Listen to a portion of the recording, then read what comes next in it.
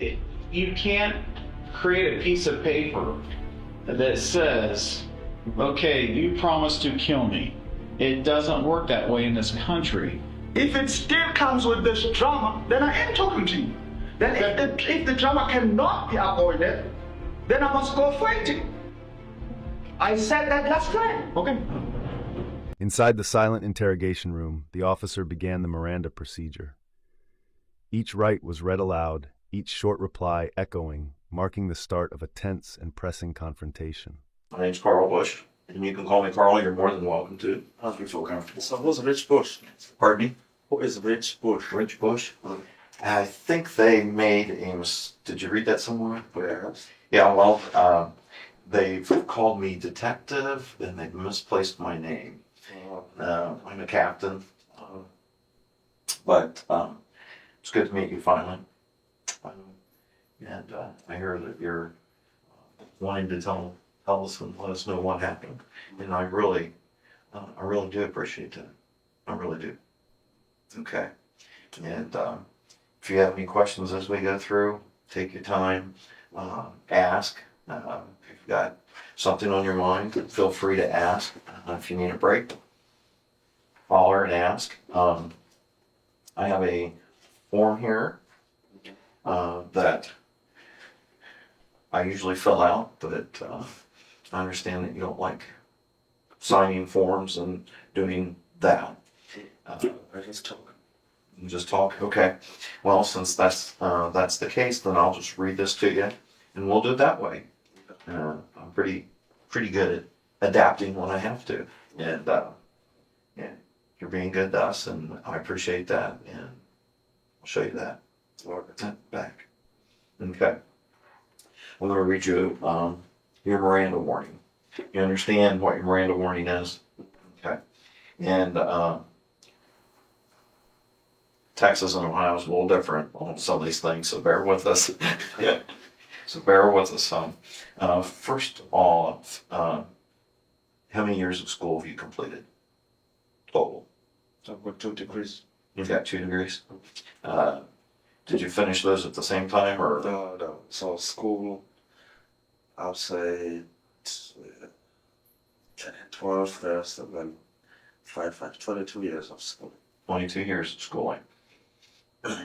Okay. And I'm still working on a couple of mine. I have class in the morning. I have class. But it's very fun. My finishing a second bachelor's in criminal justice. Want to be what? A prosecutor? Oh no. No. I couldn't. I don't know that I could do that, or I really want to, but I'm working on my second degree, and I have class at 8:30 tomorrow morning. So I fly back today?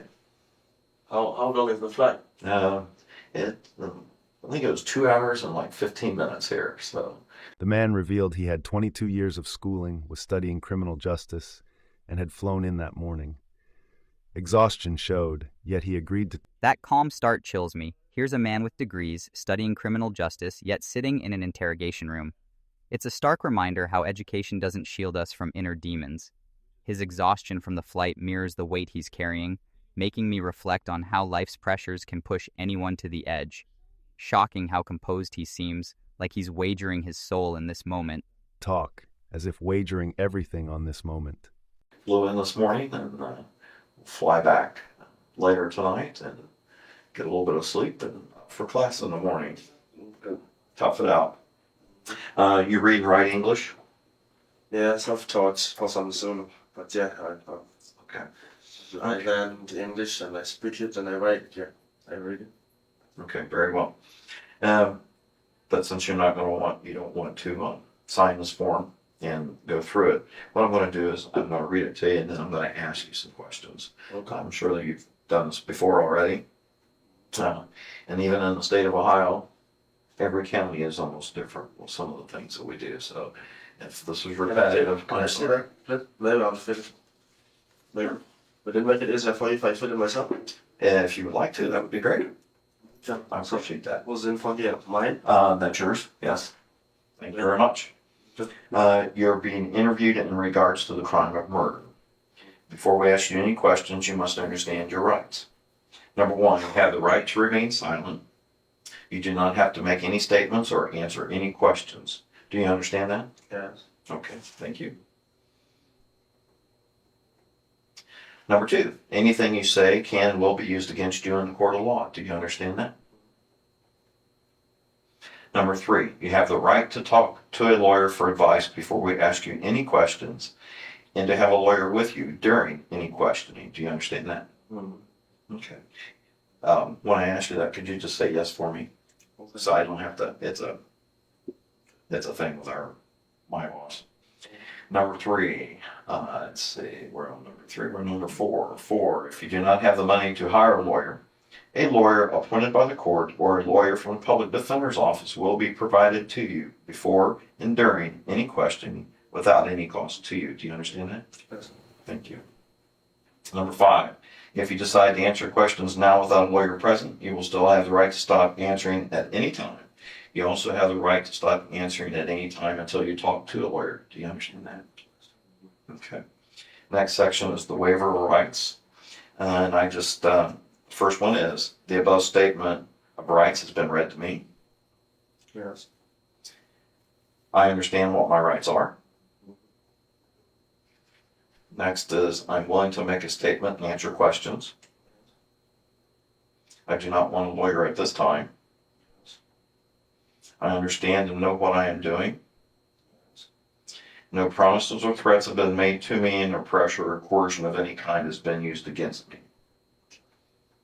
And then I filled in that you've completed 22 years of school. And Muzi, I appreciate that very much. He slowly recalled New Jersey, summer 2008. At Six Flags, he met Zay, a fellow South African. From two neighboring apartments, a friendship grew among work shifts, youth, and fleeting dreams. I have a pad with me. I'm not going to take notes. It's just to remind me of, I have some questions that I'm sure that we will answer throughout my interview with you, but so that I don't forget, because I'm getting a little bit older and I have a tendency at times to get off track and forget, so that I just don't forget some things. So you understand your rights, you read your form, and you're willing to talk to me about what happened with Zaneli in Dayton, Ohio. Am I correct? Yes. Okay. Why don't you tell me the story, if you don't mind, and if this is okay with you, what I normally do with people is I say, tell me the story and tell me how you want to proceed with it. And then as we go through it, or as we get done, or as we go through it, if I have a question, I may pop in with a question and ask you a question just so that I clarify it in my mind. And we'll go through it that way. And then I have a couple of things at the end that questions that you may not get to. If you do, that's great. If not, that's why I have my notes, so I don't forget. Okay. Does that sound reasonable? Yeah. It's okay with you? Okay. Alright, so met Zen 2008 in New Jersey, Six Flags. I had come from South Africa. He had also come from South Africa. I was in row apartment 32A, he was in apartment 34B. And became close with him because we're from the same state or province, spoke the same language. At that time, I treated him like my young brother, really. I really liked him a lot, and we were working there. He was working at, I was working at foods, he was working at, I believe, games. Yeah, games. We worked there, I got there 31st of March, I believe. He got there about a month later, end of April. We worked there for a couple of months. Then had been to his parents' village. Compared to mine, I'm from Finland, the village. So all my schooling was the public system. Then had been in private schools, played what we call white sports like rugby, cricket, and golf, and what you rich guys do. And I had not been exposed to that. So he had a lot of white friends and colored friends, what we call colored. You guys call everybody black here. We have blacks and colored, so I come from mixed race people. They have their own race. But differences emerged. Zeed was wealthy, schooled in privilege and cricket, while he came from a village. As the season ended, they planned a risky deal, buying Zeed's papers to find a path to London. So he had a lot of those friends because he had grown up with such people. And he used to do a lot of stuff, drink, which I don't do, smoke, which I don't do, and other things, which I don't do. And it so happened that towards the end of the season, because Six Flags closed down every November, first weekend of November, or last weekend of October, I wanted to go back to London, because I had been to London, but the British consulate had made a ruling that if you had been to London, if you were over the age of 30, you could not come back to London unless you had special skills or you had a company that was offering you a job. Okay. So he was 22 and he had no plans to go to London. So when I would discuss this with him, we ended up agreeing that I would buy his ID, buy his identity. Okay. It was on the picture, on the photos, we didn't look that much different. I mean, a person could mistake me for him on the pictures. So started putting a process of, a facilitation process of getting his visa from the British consulate so that they could give him a visa and I would go on his passport and he was either going to report it stolen or lost or whatever. He was going to come up with a plan because his plan was to stay in the US and study. Okay. So I paid some money towards that. At first I paid $422 towards that. And then while we were waiting for the British consulate to either say yes or no, we were confident they were going to say yes because he was only 22 at that time. And we had some motivating letters from Six Flags and stuff supporting his documentation. So we were confident he would get it. And while we were waiting for that, it happened that Six Flags was closing down. And on the final weekend of Six Flags closing down around the 31st of October, they were drinking. I'm not a party person, I just stay in my room. So they were drinking a lot, farewell, everybody's going home. And there were these guys that I didn't like their company because of the things they would do when they were together, like weed and coke and stuff. And I despised them. He would keep that company. I was not his dad, so I could not tell him what to do, but that's the company he kept. And one day he came knocking at my door. I remember because it was election weekend, Obama and McCain weekend. Mm-hmm. So I was very... On the park's final night, drinks and parties filled the air. A group of Z's friends stormed in, using him as bait. Behind the door, childhood abuse memories returned, leaving scars and a searing hatred. Deep into that stuff, and I used to watch Fox News every day, see how the projections and the election are going and all that. So I'm sitting there watching, and Zen knocks at the door. Our Six Flags doors are almost like these prison cell doors. There was a glass where you could see the face of the person before you open the door. And I saw it was Zen, so I opened the door. But Zen didn't come in. Other 7 to 9 guys came in. Mostly these white, colored, and Indian boys from South Africa, mostly. Came in and ambushed me. Because I thought I was bad, why I don't go out with them, why I'm always by myself and all that.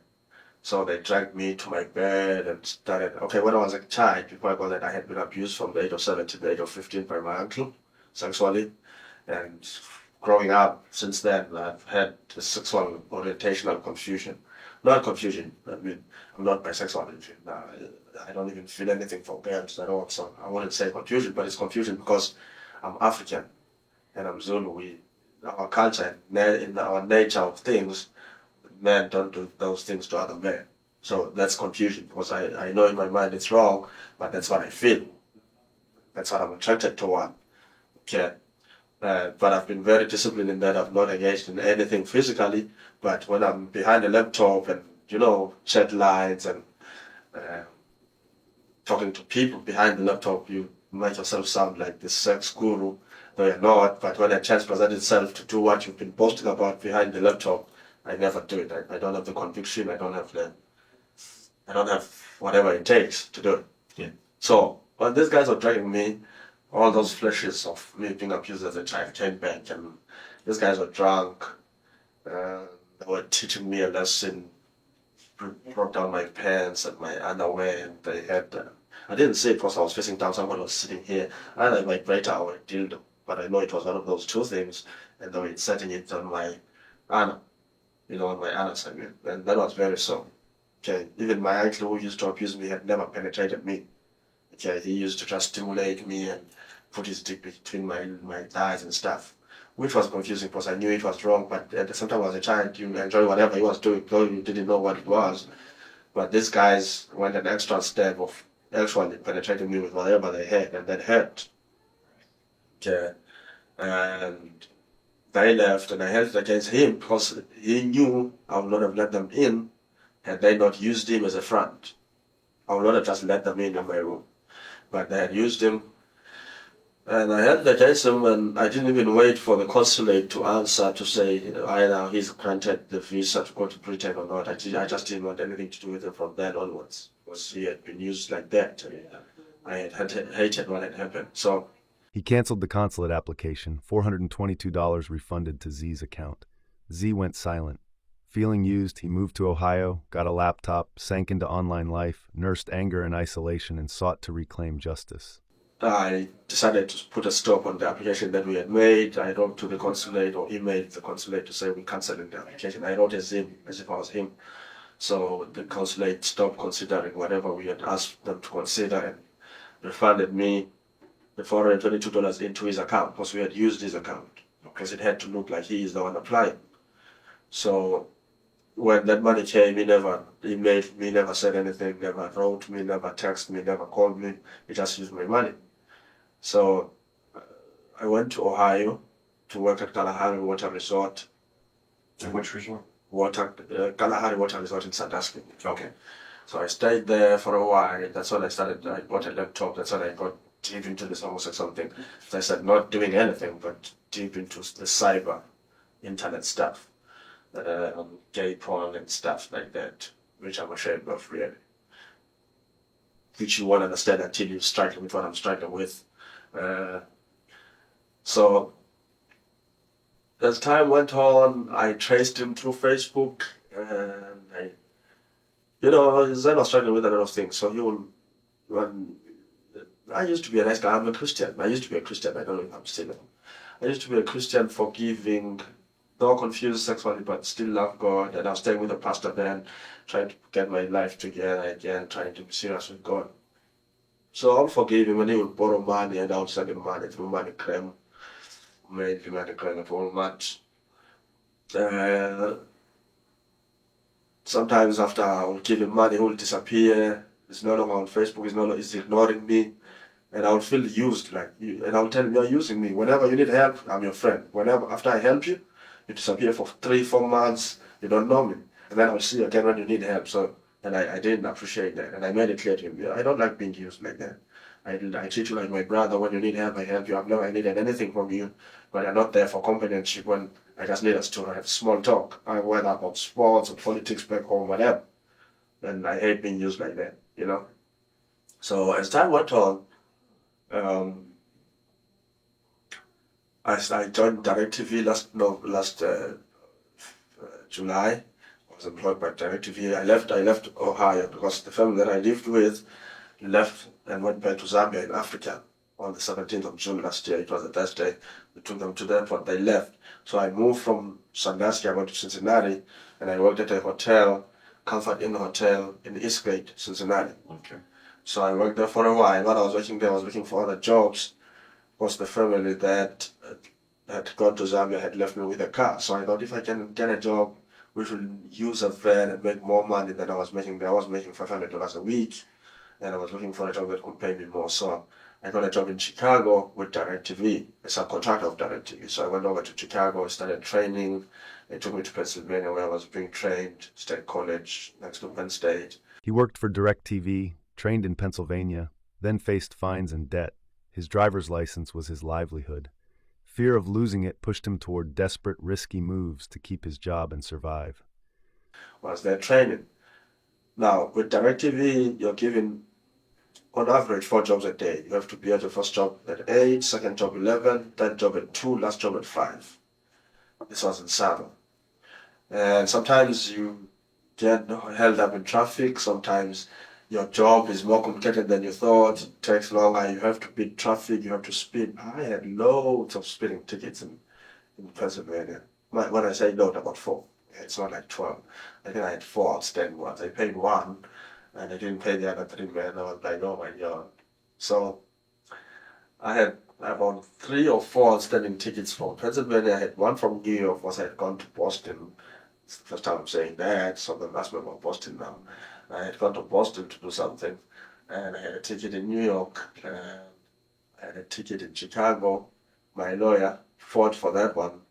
I had one in Ohio, because I had been involved in a car accident, so they sent them at points to my license. I had many warrants and things that affected my driving license. And my driving license was my daily bread, so I didn't want my driver's license suspended. Because if they suspend my driver's license and I'm illegal in this country, I'm illegal now. Okay, I had overstayed my welcome. But I had found a loophole that I could work and earn a lot of money, though I'm legal if I'm staying, if I stay with this company that I was working for. So if my license was to be taken away from me, there's no way I would be able to make, ends meet, because this is the only job that I could get. This is the only loophole that I could exploit to continue working while I'm illegal in the country. So it happens that I'm driving from Chicago to Missouri.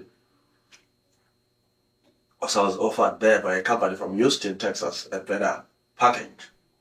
Though they never kept their word, they were liars. But they had promised me more money, more this, because I was a good worker all over Pennsylvania, Ohio, Chicago. And when I left Chicago, Pennsylvania, my boss was not happy, because he had invested time in training me. Now I was a good technician. Now I'm leaving him for a better company. So he held on to my salary, a 2-week salary or something. And my supervisor was from Chicago.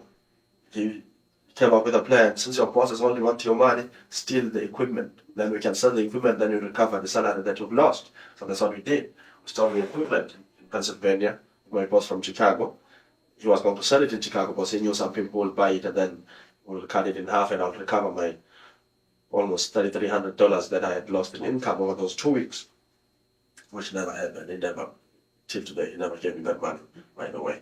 So I'm driving from Pennsylvania to Chicago, from Chicago to Missouri to start my new job in Independence, when I'm stopped by a traffic cop, because I was driving at 69 miles an hour in a 45-mile construction site. I had never seen it, a construction site. Resentment bred a plan. Steal Z's identity, get a temporary New Mexico license, then start over. Desperation eclipsed reason. He believed documents could save him and was willing to accept legal risk to try. I think when you start speeding, even when there's no need to speed, you end up speeding. That's my. I used to say to people, I have one addiction: speeding. There was no need to speed, but I was speeding. I didn't even see it's a construction site, 45 miles home. I didn't see anything. This guy wrote me a ticket and called me. And he said I need to go to court, because I was in the issuing state that had issued the license. So I had to go to court on the 18th of November to tell the judge why was I speeding. Why are you speeding? What was I going to say? And I knew that in court on the 18th of November, all these other outstanding warrants will be there on file. My license will be suspended, and I will lose my job, and that will be the end for me. So I decided not to go to court, and I realized that the next stop, whatever that will be, the next stop, it will be the end of the road, because the license will be suspended even if I'm not in court, and the next traffic cop who runs my license will say, you're driving on a suspended license. I don't know what happened on that. But I knew it would be the end of the road for me. That's when the Zen hatred came back. Like, not hatred, but that's when I hatched this evil plan of, man, you remember 08, you wanted to buy Zen's ID. What if you get his ID now, and you get a new ID under his name, a new driver's license, and then now with the new license, you start from scratch. No speeding, nothing. Okay. And I motivated that with this fake hatred, because he had open the door for those guys. He deserves to die anyway, and he owes me money which he will never pay. Yet, let me hunt him down and kill him and get his ID. I know I can go to a DMV, they'll never tell the difference. That's what I thought. Of which they could not tell it anyway. So, started hunting the guy. I will find him, he will disappear. Ended up hiring the services of detectives online, some not net detectives. I tried net detective too. I tried everything then, trying to track this guy. I could not get the guy. But he was in Alabama. I knew he was in Alabama somewhere, Huntsville, but I could not locate him specifically, that he is here. After hunting him down for a while, I thought I had found him in Alabama. I had found an address.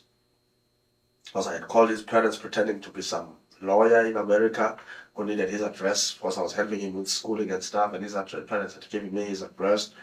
And when I went to that address, I drove all the way from Missouri, 10 hours or whatever, however long it took me to go to Alabama. I had spoken to my boss, DirecTV boss, and he had gotten me a gun, and I was going to kill him in Alabama last year. He hired online detectives and tracked Z from Missouri to Alabama and then New Jersey. The tense pursuit hardened his resolve. Each lead deepened his obsession and pushed him into dangerous choices alone. I went down to Alabama to that address. I came with his pictures. They said, "Oh, this guy has just moved. He's no longer here. He moved about a month ago." So I was late, so I went back to Missouri. That's when I got the services of those online detectives. I don't know their name, detective something, but not net detectives. And they hunted him down and they located him in East Brunswick, New Jersey. Okay. And I was ready to go to East Brunswick, which is a 17-hour trip. When you're evil, you drive 17 hours to kill a person who's done nothing, really. Because you need his ID. Because I was ready to go drive and go there. Then I decided to call the hotel to confirm he was still there. He had checked out that day, early in the morning. This guy. So then I come up with another strategy of being friends again. Forget the past. Let's move forward, let's be friends again. And I go to North Dakota. While I was there, he buys this being friends again thing. He needs money again. This was over the internet? Yeah, or everything online. Either through Facebook or emails, mostly emails. So he needs money. He needs $378. So I sent him from Minot, North Dakota to New York. He was in New York this time. So I sent him the money. And the reason I'm sending him the money, I'm trying to bring him closer so that he can trust me enough to meet me. I think, I don't know, for some reason, he didn't trust me for some reason. I don't know why, but he knew he had wronged me. So I think he thought I was a bad person. He thought I could retaliate or something, because he could tell when we talked that he didn't trust me. But I tried. I deceived him and I trapped him. I set a trap for him. Then we were friends now, forget the past and all that. And I sent him money in New York, and he was struggling in New York. So I said to him, because when I was in Six Flags, New Jersey, I had met a Jewish family, and I had met a Greek family while I was in Six Flags. We became friends with those families. The Greek family were McCain fans, and Jewish family were Obama fans, so we used to discuss a lot of politics. So they would invite me over to their houses. One is in Upper East Side, Manhattan, the Jewish family, and the other one, the Greek family, is in Long Island. So I will go visit there. So I used the Jewish family, lying to him. I said, the Jewish family can take you in. I want you to meet them. Since you're in New York, they can help you with a place to stay and with money. Of course, he was going to Berkeley College now. He needed money a lot. So, but you have to come to Dayton, Ohio, because they have a farmhouse there, which they don't have, so that you can meet them in Dayton, Ohio. But the guy was smart. Zed was smarter than me. I thought he would see through it, but he fell for it, and I guess the guy was desperate. Because in the past, he would not have fallen for it. But this time, he just, that sounds like a good idea. Okay, I'll come. And he came to Dayton. Pretending to reconcile, he sent money to lure Z to Ohio, promising help. Z came. The plan was to lead him into the woods and take his ID. He believed it would erase the pain. Hatred blurred his judgment. The plan was to kill him, take his ID, go to New Mexico. Because New Mexico, Washington, and Utah were the 3 states where you could still get a license, even if you were an alien. So I was going to go to New Mexico because Utah, you could not use their license as an ID. I could not go to Washington because they wanted you to have been there for 30 days minimum. I didn't have 30 days to sit around. New Mexico, you could open a bank account today, get a license tomorrow. So I had done my research, so I thought I'm going to New Mexico. But I needed money to go to New Mexico to survive 6 weeks, because in New Mexico they give you a temporary license today, and then they send you the permanent or the driver's license 6 weeks later to your mailing address. So I needed money to pay for the hotel for 6 weeks and to survive in New Mexico for 6 weeks. That's when I hatched the plan to go. I'm sure you know now about Akron. Yeah, so that's why I hatched the plan to go to Akron and steal the money, because I thought that lady had a safe, because she was a vice president of a bank. Some of your vice presidents are very rich. They have safes everywhere. I assume she had a safe. She said she didn't have it. So but the plan was not to kill her. I never planned to kill her. I thought that she would see the gun, she would be subdued, she would give me what I want, I leave, kill her. It was always a plan of mine to kill him, unfortunately. Showing you how bad I am, really. Because I had that there's one state that covered my brother. Like, you know, guess they're desperate to do some nonsense, really. Desperate times call for desperate measures. So,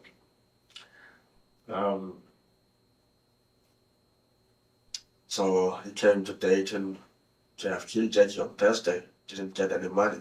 I could have taken some money, but I decided not to, because I knew it could be transferred to me somehow. I was playing the cards. That day, that Saturday was terrible. Because I had to drive around in the morning, look for the spot where I'm going to kill him, where, nobody will see it. And driving around, and, I'm contrasted within me. Should I continue? Why stop? Don't do it. But I need the license. Oh God. Till I found that place in the Butler Township in the woods there. And I went to pick him up. Even when I went to pick him up, I still had the option not to do it. And I'm still thinking, music. But now, I'll be honest with you, there was a time when I decided when we were there, like, I'm not going to do this. But now this guy, I've lied to him and said he's going to meet this Jewish family. What am I going to say to him now? That was my biggest problem now.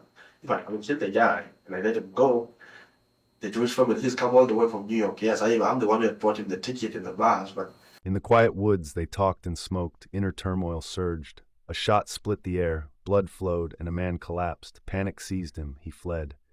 The act made him a fugitive, haunted endlessly by guilt. So he went there, the woods there. They told him he liked smoking, he wanted to. I asked him, do you want to smoke? Yeah, you can't smoke in my car, get out. When we were out, stood there for a while. We stood there maybe from 10:30 until 1:30. That's, I don't know, with me. I don't know, something is wrong. Also, even with Jackie, I didn't come in and shoot her. We stayed for an hour talking. You really are bad if you stay with a person for an hour, talk to them, and then still shoot them. I think something is wrong somewhere. I don't know how to do that.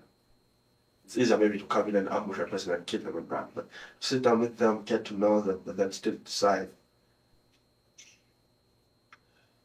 It's terrible, really. So I talked to him, we walked in the woods there. The hunter came when I had a gun out pointing at him.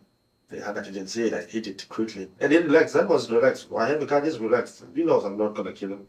I trust him, you're not gonna kill him, I know. And I make it clear to him, I'm angry with you because your friends did this to me. Like, they didn't tell me they would do that to you. I didn't know they would do that to you. They said they just wanted to rough you up and stuff. I didn't know they would abuse you and all that. I'm trying to get angry at him so that I can find a reason to shoot him. Because you can't just shoot a person, Standing there, man, I just shot the guy. Shot him once. I shot him at first.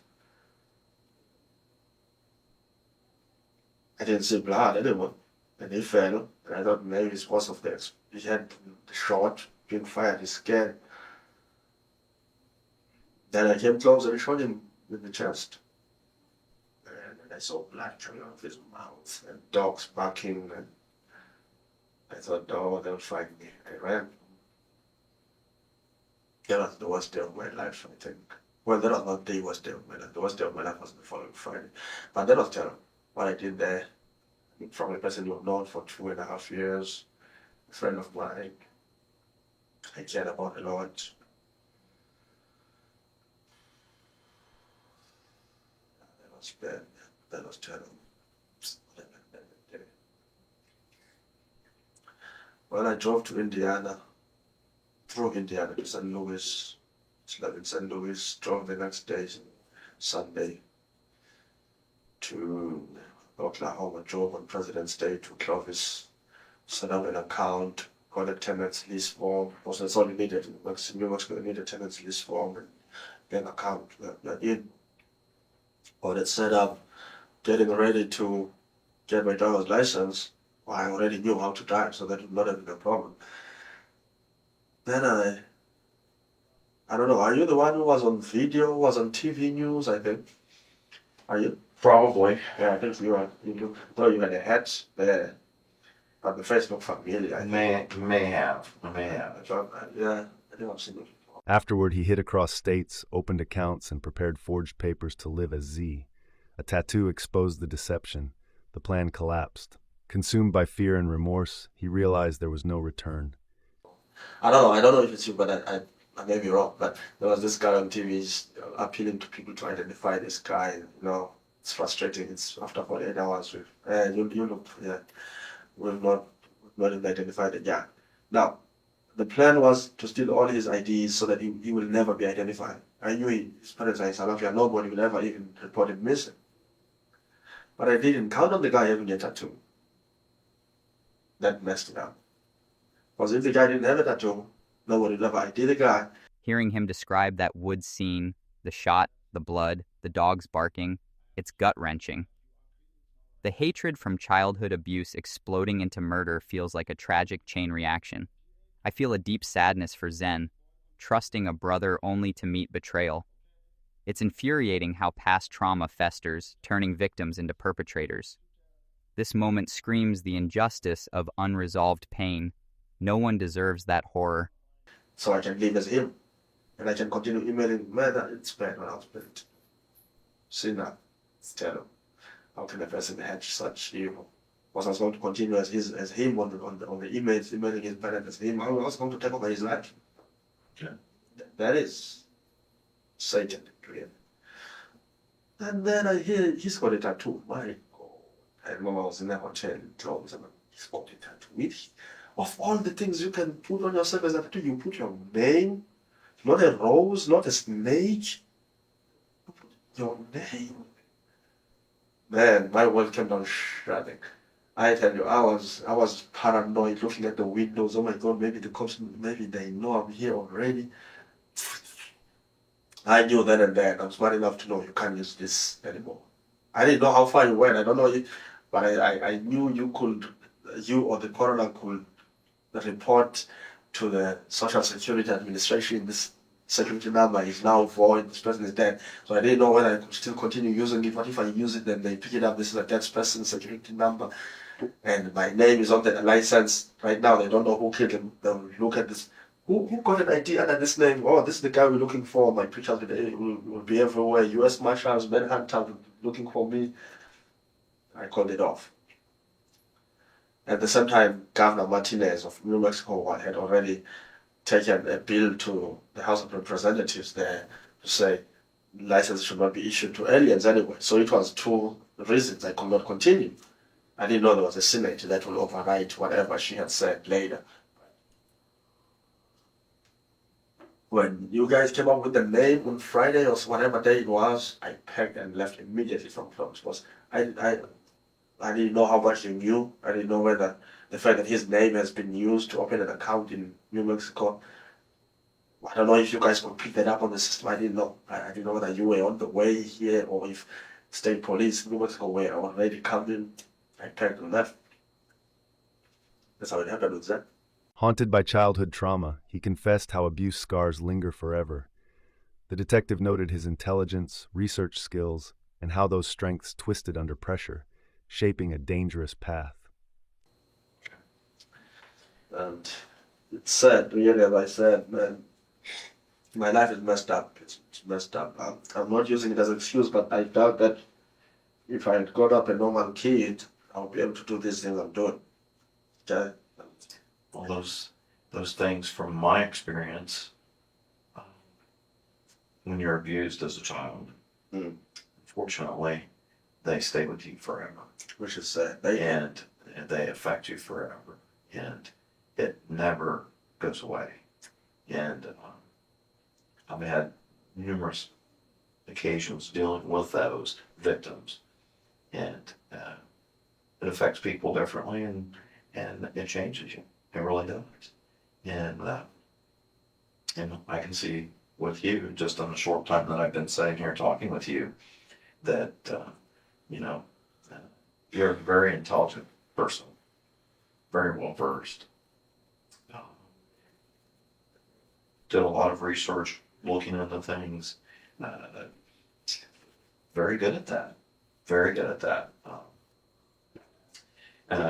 There's a few things that I would like to hit on. I mean, you did wonderful. I appreciate that.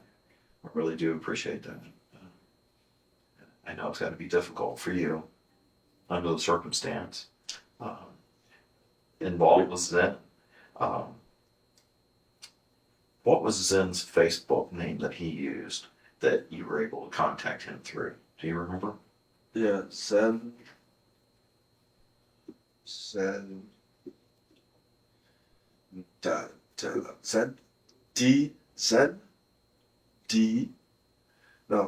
space D, Okay. Zen space D, space Mdadane, MDADANE,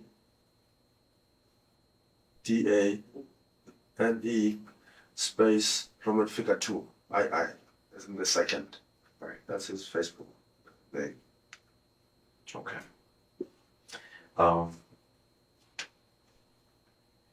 And you talked a little bit about when you decided that you wanted to kill Zen.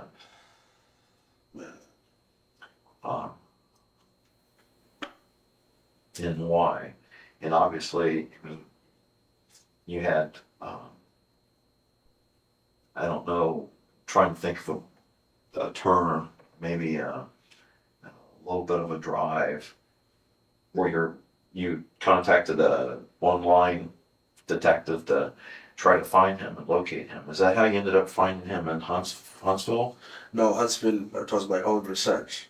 He recalled tracking Z with relentless online searches, even lying to Z's parents for an address. When that failed, he hired cheap detectives who finally confirmed Z's location in New Jersey. Okay. Not detectives. Finding him in Huntsville was me, just being relentless or using online searches, websites and phone trackers and reverse numbers. I invested a lot of time using my laptop, searching for him myself. Until I knew that he was in Alabama, Huntsville, but I didn't have a specific address. That I called his parents, which is shameful, and lied to be some university lawyer who is trying to help their son. Where is he? So they gave me the exact address where they thought he was, but they didn't know he had moved to one area. Okay. Then after I had failed to locate him in Alabama, I came back and thought, let me solicit services of trained people. Then I went online and looked at all these detective services that are available online. I chose one that was the cheapest to charge me only $350, which was very cheap, because most of them wanted crazy money, which I didn't have. And I got these guys, and these guys found him in Brunswick and confirmed that he was there. They spoke to him while I was on the dead phone, on the dead line. They didn't, because I lied to them, I didn't tell them what I was going to do. I was like, he's my cousin. I need him, I miss him, whatever. Okay. Then you actually went to East Brunswick. No, I didn't go. You didn't go? I was about to go. My boss had already hired a Lexus for me to drive all the way there. When I decided to call before I left Independence, Missouri, I thought this is a 17-hour drive if you go there for nothing. So I called and I pretended to be his brother. I went to talk to this guy. Oh, this guy checked out this morning. Do you remember what hotel that was? That was Motel 6. Motel 6. Route 18, East Brunswick, New Jersey, 0 something. I didn't go there though, but I was planning to go. He just beat me. Oh. Then you made contact with him Facebook to And email. strike up an email. Yeah. Which email account did you use? Do you remember? Z. Davis. gmail.com. That's the one I have. That's the one you have? I have, yeah, I found that one. Looked very recently, I found that one. So you were able to get back into being friends, if you would, or back into contact by Facebook and by Gmail at that point. Can I ask a question that, this is one question that has lived with me for over a month now, that I just have to ask, how did you pick Dayton, Ohio? He admitted luring Z with false promises, a Greyhound ticket, careful timing in Ohio, and rehearsed excuses. Each step blurred morality, replacing friendship with a calculated betrayal that sealed Z's fate. I picked Dayton, Ohio because I was in Ohio to rob Jay. Okay. He was coming to Iowa. I was in Iowa. I had booked a ticket for him to come to Iowa. I was going to do him in Iowa. But while in Iowa, Victor, Jackie's husband, or Jackie's boyfriend, whatever he is, calls me on a Tuesday after Valentine's Day, so that's February 15th, telling me on Thursday he's going to Michigan. So I'm thinking, when are you coming back? He says he's coming back on the 18th, Friday. So I'm thinking to myself, oh, I need money to survive in New Mexico. This is an opportunity to go to Ohio, rob Jackie the money in the safe. I remember at first I was planning to go to Ohio, rob Jackie on a Thursday evening, drive all the way on Friday to Iowa, and wait for Zen there to arrive on a Sunday morning. But then I changed my mind. I thought this is a waste of gas, going back to Iowa, driving back to Iowa on a Friday morning, the whole day. Why don't you just wait for Zen in Dayton? That's how I chose Dayton, really. Okay. He was coming to Iowa now. I'm sure I would have made it easy for you. So, but he was coming to Iowa, but because Akron was in Ohio, I thought, stay in Ohio Saturday, Friday, and I remember frantic calls to Greyhound trying to get Zen to jump off in Dayton because he was going to Iowa. So that's how we came to Dayton, really. It was by that chance. And you said you purchased the Greyhound ticket for Zen? Where did you purchase that? Online. Online? Greyhound website, using my card. Okay. And you picked him up you actually picked him up that Saturday at the Greyhound bus stop in About 10, 15. right, is next to Speedway gas station, I think. I don't know. There's a Sears on the other side, I know, because I had taken my car to Sears, yeah, close to that station. I don't remember my Speedway. You took your car to Sears, got some work done Yeah, the day before, Friday, in Friday. at Sears, and then on Saturday. Because I could not find the station, so I had to go to Sears, ask them where the station they showed me. So I got the job done on the car Friday, and Saturday I picked them up there. Okay. Saturday morning. And you selected that location prior to Zen arriving, you and Zen driving around. Had you selected that, or were you driving around with Zen and just found that location? No, I had picked early. I had left early the hotel. I had slept over there in Dayton. On pickup day, he circled unfamiliar roads, torn between doubt and desperation. Locations scouted, excuses crafted, until he drove Z into isolation, a place chosen to erase him both on paper and in life. The blue one. Super 8 or one of the two. I think it's Super 8. Slept in Akron, Motel 6. I think in Dayton it was Super 8. I had woken up in the morning to pick it. I had driven for 2 hours, maybe from 8 till 10. I was even late to pick him up because I could not find a place.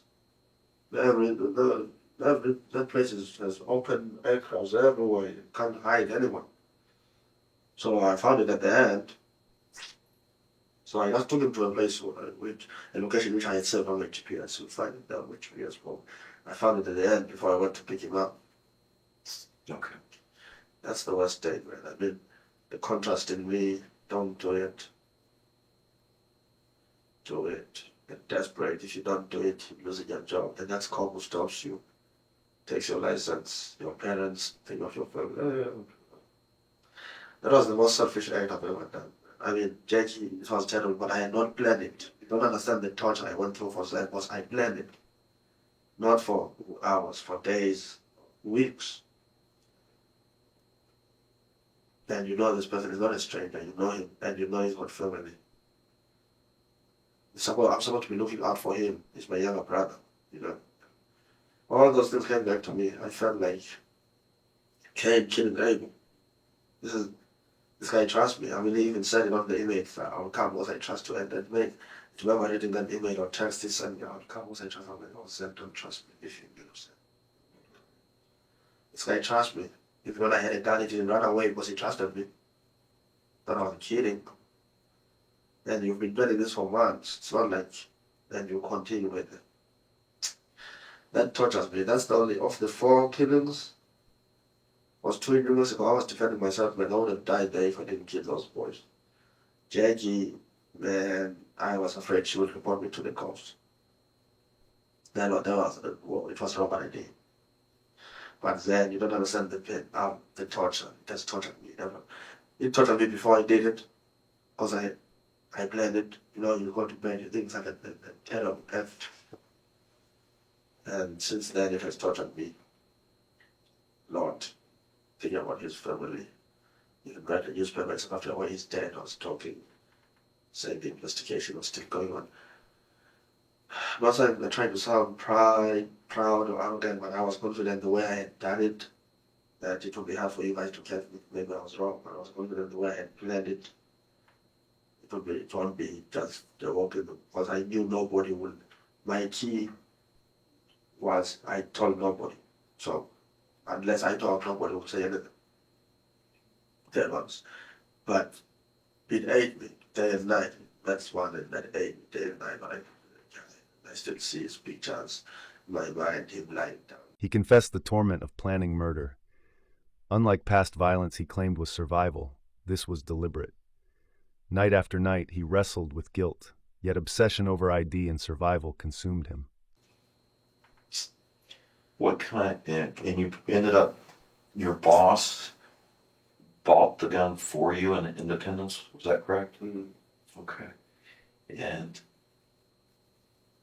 that day, on the 19th, when you drove out on Frederick Pike, and you said that you used Zen smoking to Get him out of the car. get him out of the car and get him over to that, into that little, I don't want to say wooded area, but that little clump of trees basically, where we found him. At that point, did Zen have his ID on him, or did he have you were talking about you, and you got his visa and the passport, am I correct? Was it on him? Did he have it in a bag? Did he have a computer? Did he have other belongings with him that day? He had a bag and a file and everything. I had told him to bring all his papers because he was meeting this Jewish family and they would want to see everything about it. So he had all his paperwork in the file. He was an organized boy.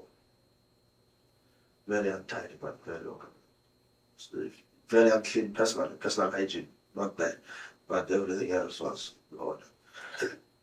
So he had his bag, clothing, and his file, and everything was in the file.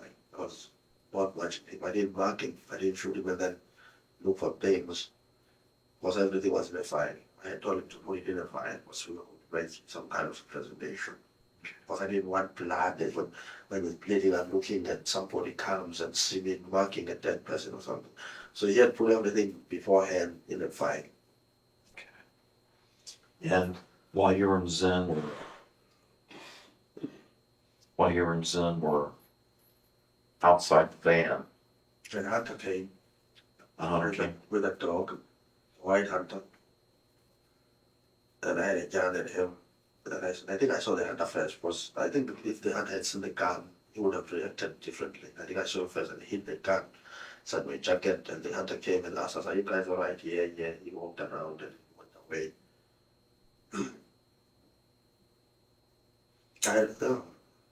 I think he didn't see the gun, but I thought if he had seen it, he would have acted differently and maybe. But after the hunter saw us, we were there for another 90 minutes.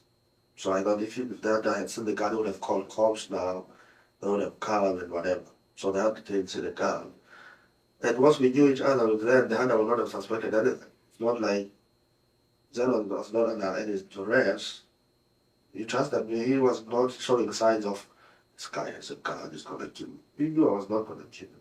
And I tried to. In the woods, a passerby with a dog nearly disrupted everything. For 90 tense minutes, danger hovered. He masked his fear while hiding a gun, praying his deception would hold until the witness left. Did that hunter come forward? Yes, it did. Did he give you a sketch of me or something? Could he come up with a drawing? Pretty good. Pretty good description.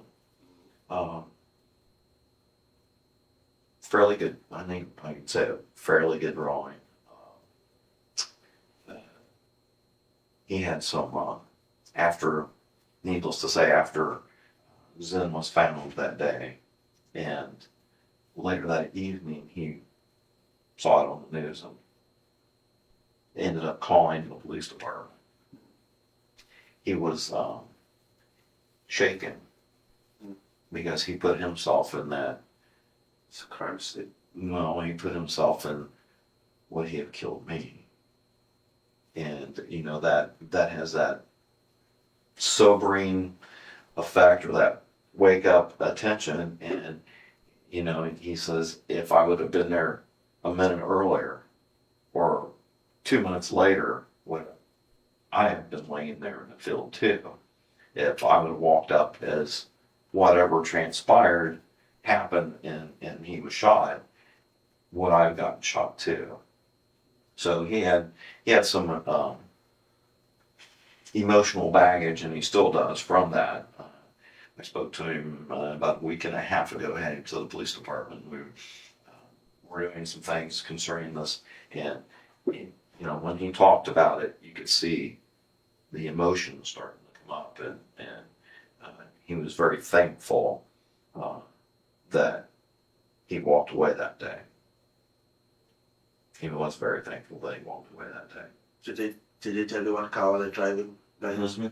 Didn't give you a license number, but real good description on the vehicle. I knew the car he would figure out, but I knew the license. Maybe you would not have noticed it. Did I have dreadlocks in his description? Trying to remember back because the ranger asked me, and I don't remember because the initial contact that day on the 19th, I was not there. I was out of town, and I was not there, so I did not speak to our witness for probably over a week, and it was getting some other details. I let one of our detectives pretty much deal with him, and actually my chief had met with him the day on the 19th and struck up a good rapport with him, and they had a good working relationship between the two. But like I said, he is very thankful that he walked away that day. That witness later realized how close he came to death. Shaken, he told police he might have been shot too. The memory haunted him, a chilling reminder of fate's razor-thin margins that day. Let's see. Going through all my little questions. So had you guys by any chance picked up that Zen's name had been used after his death in New Mexico at all? We'll talk about that at the end of this. How's that? I will tell you, and I've done this job for 31 years, so I'm a real old man, and or I feel real old.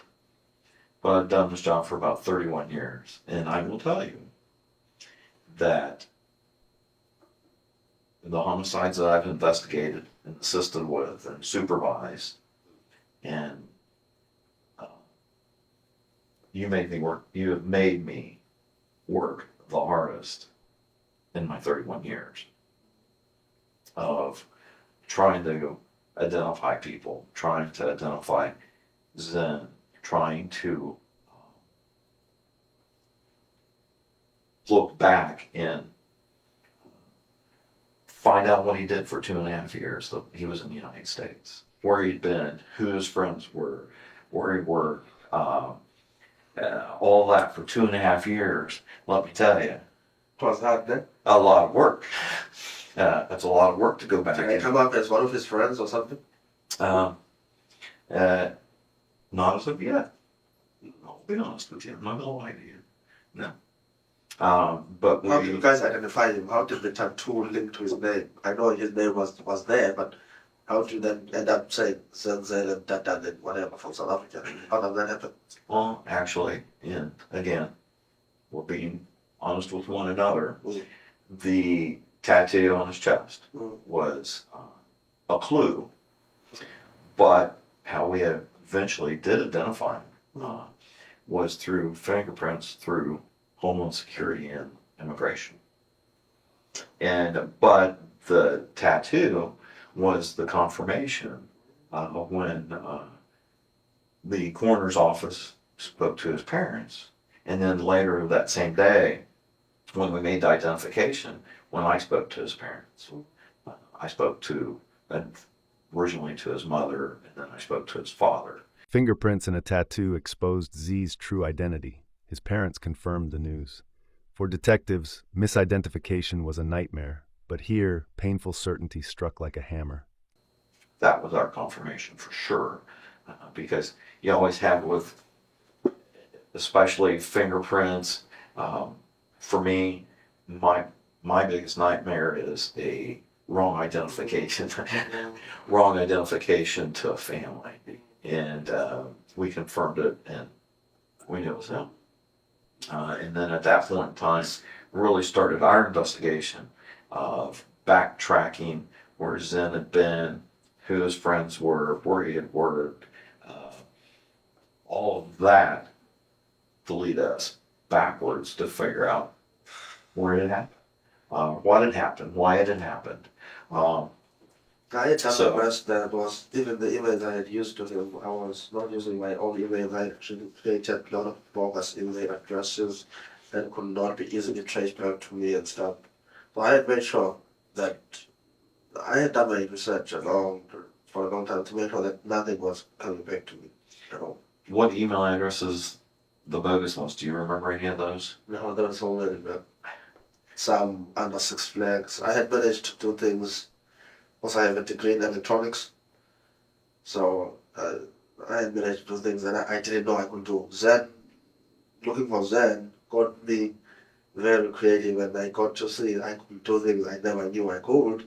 Like I could create email addresses under the server 6 flags, ICE, US government, and I could, things that I knew I could not do before. But when I was hunting for Zen, I managed to think of ways to build the system and come up with all those things, which I knew it would not be the easiest thing to trace back to me as a person.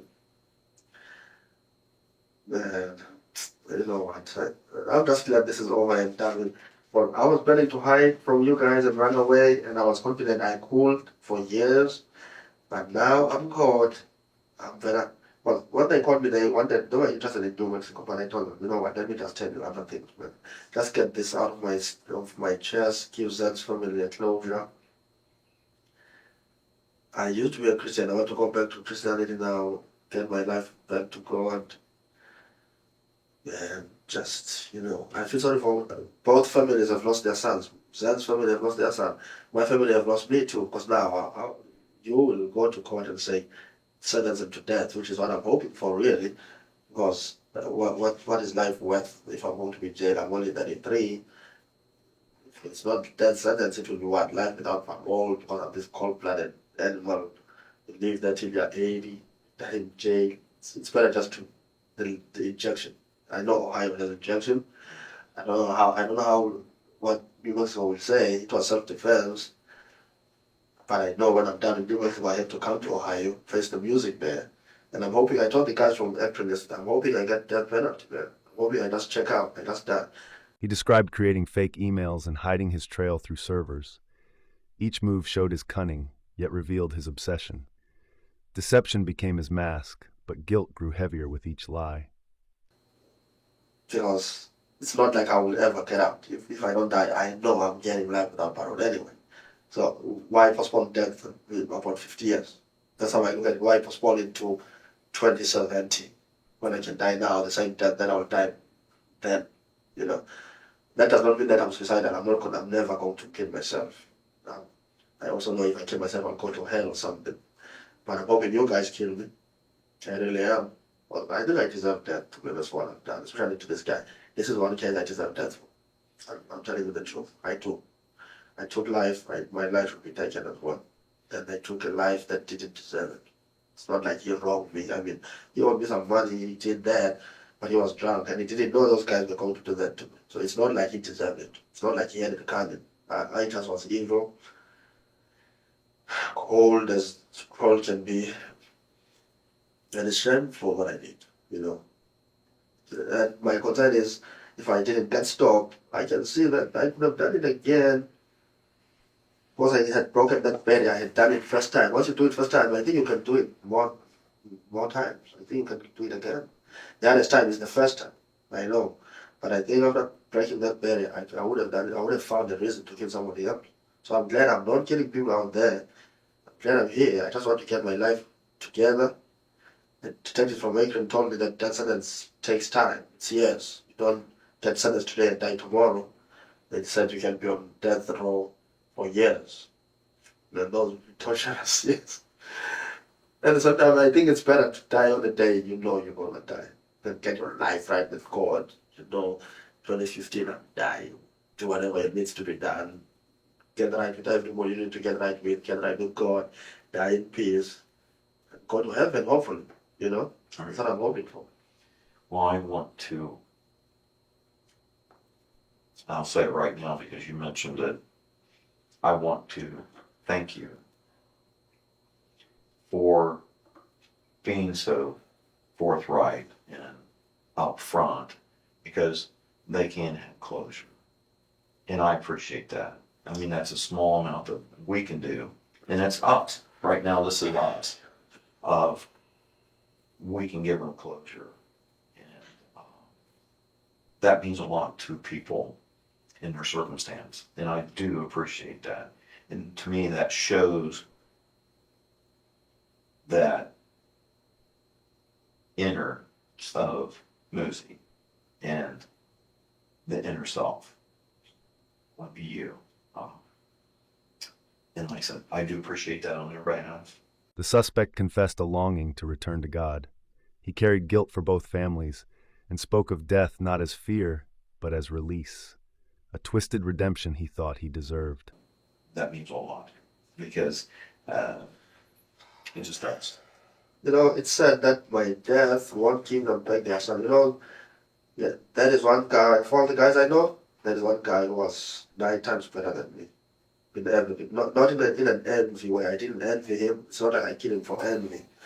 That guy was smart.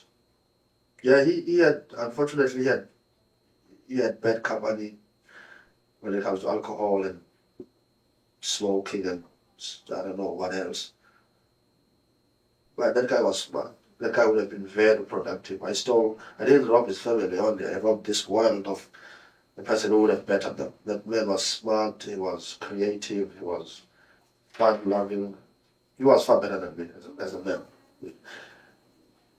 The world is poorer after his death than it would have been after mine. He was 7 times a man more than me. He deserved to live his life to the fullest and die in old age. This world would have benefited a lot.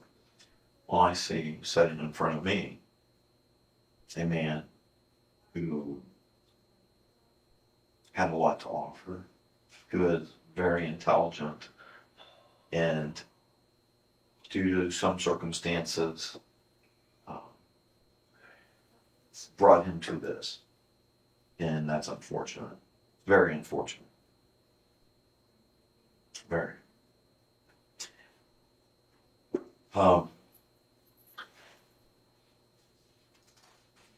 You still had, I think when you were stopped, you still had the gun that you killed Zen with, Mm. you still had some of his belongings, I believe. All of them. All of Zen's belongings were still in your van. Okay. His laptop. No, I never had The any. remorse have a hits laptop. hard here, Son used to admitting watch the he live robbed with- the world of Zen's potential, calling himself evil. It's reflective and intense, forcing me to grapple with redemption. As a human, I see his guilt as genuine, yet ironic. He hacked lives away while hiding behind screens. For the families, this confession must be bittersweet, answers amid unbearable loss. It makes me question if forgiveness is even possible. If his library card, you can check his emails, he will say it over and text messages, he will say it over and over again. My time in the library was running out, and he never had an option. Okay. He preferred alcohol and smokers, buying cigarettes with his money that had been given to him. Okay. He never had a laptop. I had 2 laptops, so then they think maybe one is his. No, I just bought one last week because I was planning to get rid of the old one before they caught me. Then my directv boss snitched on me. Now I'm here. Before I could get rid of it. Everything's meant to happen for a reason. Yeah, which is good. That is very good what my boss did. Okay, I hated him when he did it, but after sitting here thinking, I love my boss. He helped. I know why he snitched on me. He didn't. He reached a stage where he didn't trust me himself, where I could have killed him. He thought, and I know I could have, must have thought of it, which is sad. Like he would cheat me my money. He used to cheat me a lot, money-wise. He admitted Z never deserved to die. Z was brilliant, creative, and caring.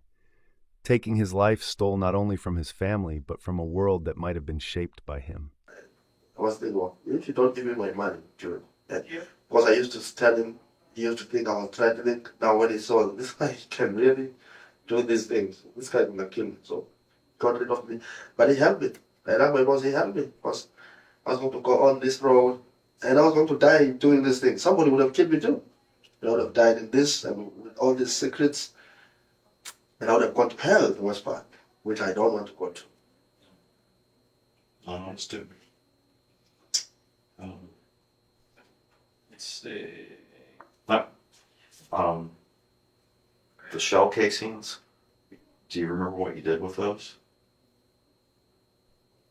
My boss has them. My directv boss has them. Your DirecTV has the spent shell casings. I gave them to him last week, Tuesday. He's got them. What's your boss's name? Joshua Simons, Simons, and that's in Houston. He's here. Houston. Here in Houston. He's got them. All 5 of them. The 3 for Jackie and 2 for Zen. Did you tell him where they came from? He knows. He knows. He does not know the extreme details, but I told him one lady. I said these are from Ohio, one lady and one guy from Africa. That's all he knows.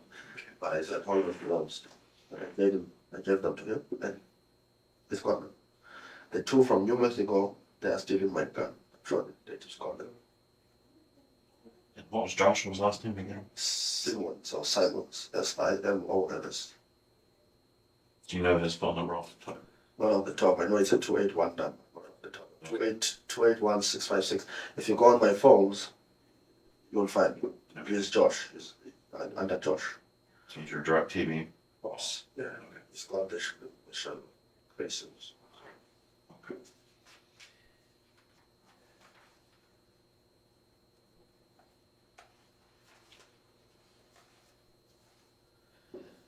Josh also the one. Josh is not the one who bought. He's the one. He's the one that bought the He's gun one who for took you. my 350 and got me the gun. Okay. Let me make sure of that. After, let's see. Have you ever? I think at one point you said you had talked to Zen's. You called Zen's family. Is that correct? Yes. Okay. Asking where he was or something. He recalled stolen laptops, shell casings, and how his boss unknowingly held evidence. Ironically, the same boss he once hated had saved him from spiraling deeper into chaos and violence. Did you, at any point before this, and I'm going back from my recollection too, of did you talk to his mom and ask about money or saying he needed money or anything? that you remember? Before what? Before he died? Yes. Before Zen died? Yes. No. Okay. Did you have any contact with him afterwards? Email or telephone or anything? Not telephone, email, because I was still pretending to be him. So I was him, so I had to continue with whatever conversations he had left.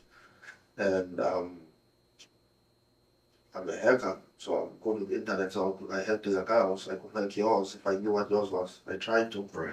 but I was looking for a wrong man, Rich Bush. I got the name right. Close. If I got the name, You can't trust the news media. They always make a mistake. they let me down. I was trying to see what you were up to. So I had that wrong name. I was really surprised that you didn't, for all of your researching, which was pretty good. I could have used your help. But seriously, but in all of your researching, I was surprised that you didn't. Did you ever go to our website? Did you? Yes. Crime Stoppers and Interceder, all those websites, I think. I don't know if you talk about those or another one. Did you actually go to like our police department website? I've gone to so many dating people. Crime Stoppers, Interceder, and there's another one. I don't know what it's called. I've gone, yeah. Okay. It's a crime that I didn't spend much time looking at because I was confident that a crime they could hardly link me to anything. But I knew if you guys looked carefully at things, I knew that you could not link it to me until New Mexico. I was wondering about New Mexico, that I had used this name. I thought if they could pick it up that I've used this name in New Mexico, they could go to the bank where I opened an account and just see me there. Video, there he is, opening an account, and now that person's name. That's where my concern was. That's why I was spending a lot of my time looking at you guys. And also the guilt, because I had planned this. What bank did you open an account with? Was his name? Citizen. What is it called? Citizen's Bank. They have the information there in the car, these guys. Okay. Citizens Bank in New Mexico. Clovis. It's called Clovis. Citizens Bank of Clovis. Is that the only place that you did use Zen's name? And the hotel, 1616 Marbury Drive, MARBY. What is it? Is it B? Is that in Clovis too? Marbury, MABRY Drive, Clovis. It's an American Inn and Suites hotel. Those are the only two places I've used Zen's name. Okay. He detailed opening accounts under Z's name, renting hotels, even dreaming of law school and prison.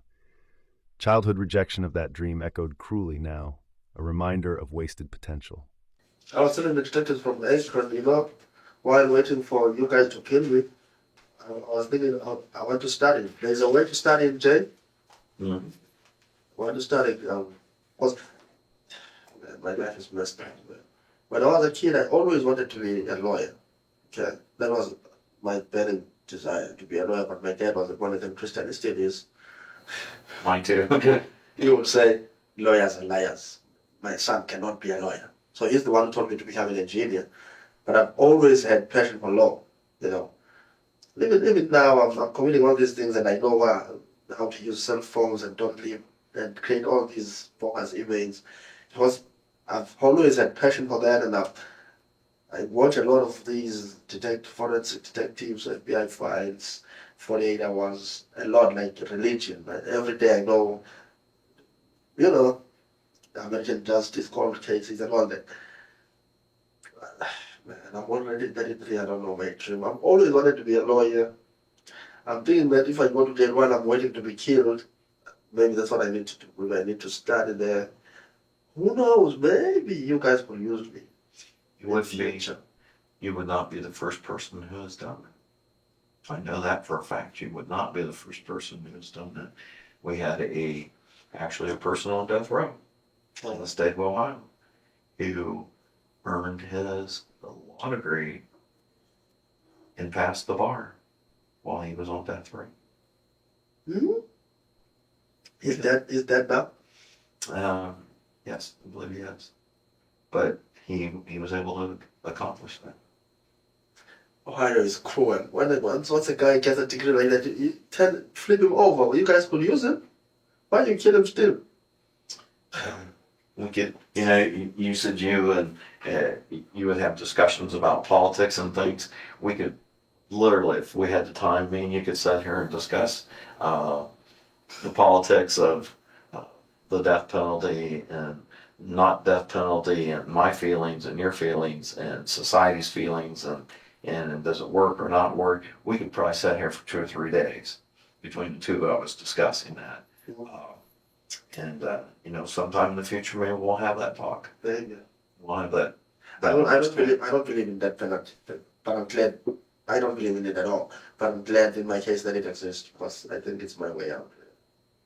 But it does not. I don't think it does any good. I think people should be rehabilitated more than, okay, they should be punished, but give them a chance to change. He admitted anger born from abuse festered for decades, erupting in violence. Regret showed as he reflected on wasted years, scars that shaped his downfall, and the pain it brought both families. Well, and I agree. And one thing that I see with you is I think you could be an asset. I hope so. I think you could be an asset for other people of, here, don't. And I think you could do some good. I really believe. I really believe that you could do some good. For 33 years, 8 months, I've been doing a lot of good. And it's just the last 6 weeks that I've just flipped over. I think the anger that I bottled in me of all the abuse when I was growing up, and I didn't deal with it. I was brought up in a village, no counseling, no psychological attention. You're bottling all this anger within you, and then in some stage it just comes out. But I think, I know I could do a lot of good. It happens. Unfortunately, it happens. And unfortunately, we're sitting here with that. I'd love to have met you under better circumstances. I think we could have had some really good, long discussions. I think so. Let's see. So you did have some email contact with Zen's family. Did you use the $1 million boys account to contact to continue that you were Zen? Yeah, but I stopped it as soon as I realized they knew he was dead. I stopped because I knew you guys would trace it through IP addresses and stuff. So I knew not to do it anymore. And one of them, I changed my IP address and I bought a UK address. I bought online in London IP address, so that when you try to trace me, it will take it off to Europe while I'm in New Mexico. So I stopped. Once I knew they know he's dead, well, I think I may be wrong. I think I may be wrong. I think either you guys told them to continue contacting this bogus Zen, or they decided to pretend, but they will pretend as though they don't know he's dead. Both his mom and dad, at least once he's dead, once his mom. They will write to me as though they think I'm Zen. And I thought, oh, this is a setup now. If I continue these relations with these people, the detectives with dating could say to these guys, cut us the heading and send us so that we can trace this guy through the IP address and we will know where he is. But, and this is, of course I'm clearing my chest, everything, but you could not, when I was in Clovis, you could not trace me in that hotel. Now I made a mistake and emailed them while I was in McDonald's, and I realized later that I had not hidden my IP address in McDonald's. So you could trace me up to McDonald's, but the exact hotel, I had found a loophole. He described tricking Z's parents with emails, masking his IP to appear in Europe. But a careless login at McDonald's gave detectives their break, unraveling the illusion he thought was flawless. Where it would appear that I was in Clayton, New Mexico, which is 3 hours away than where I was actually. So I had set it up such that if you had tried to trace me in Clovis at that hotel, you will pinch me and you will think I'm in Clayton, New Mexico, yet I'm not there. Well, that was very good. And you were probably, about your suspicions, Yeah, I thought so. You were probably right. That's why I stopped. I thought, no, you better stop this. They're on to you. Let's see.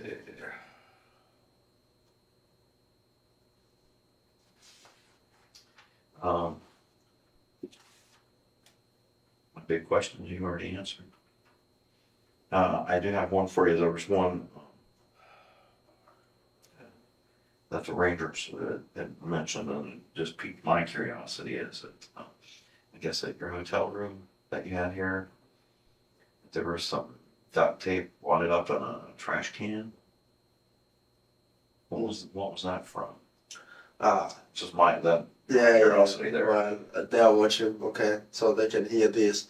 That man, you know, I'm surprised. These people think I'm this.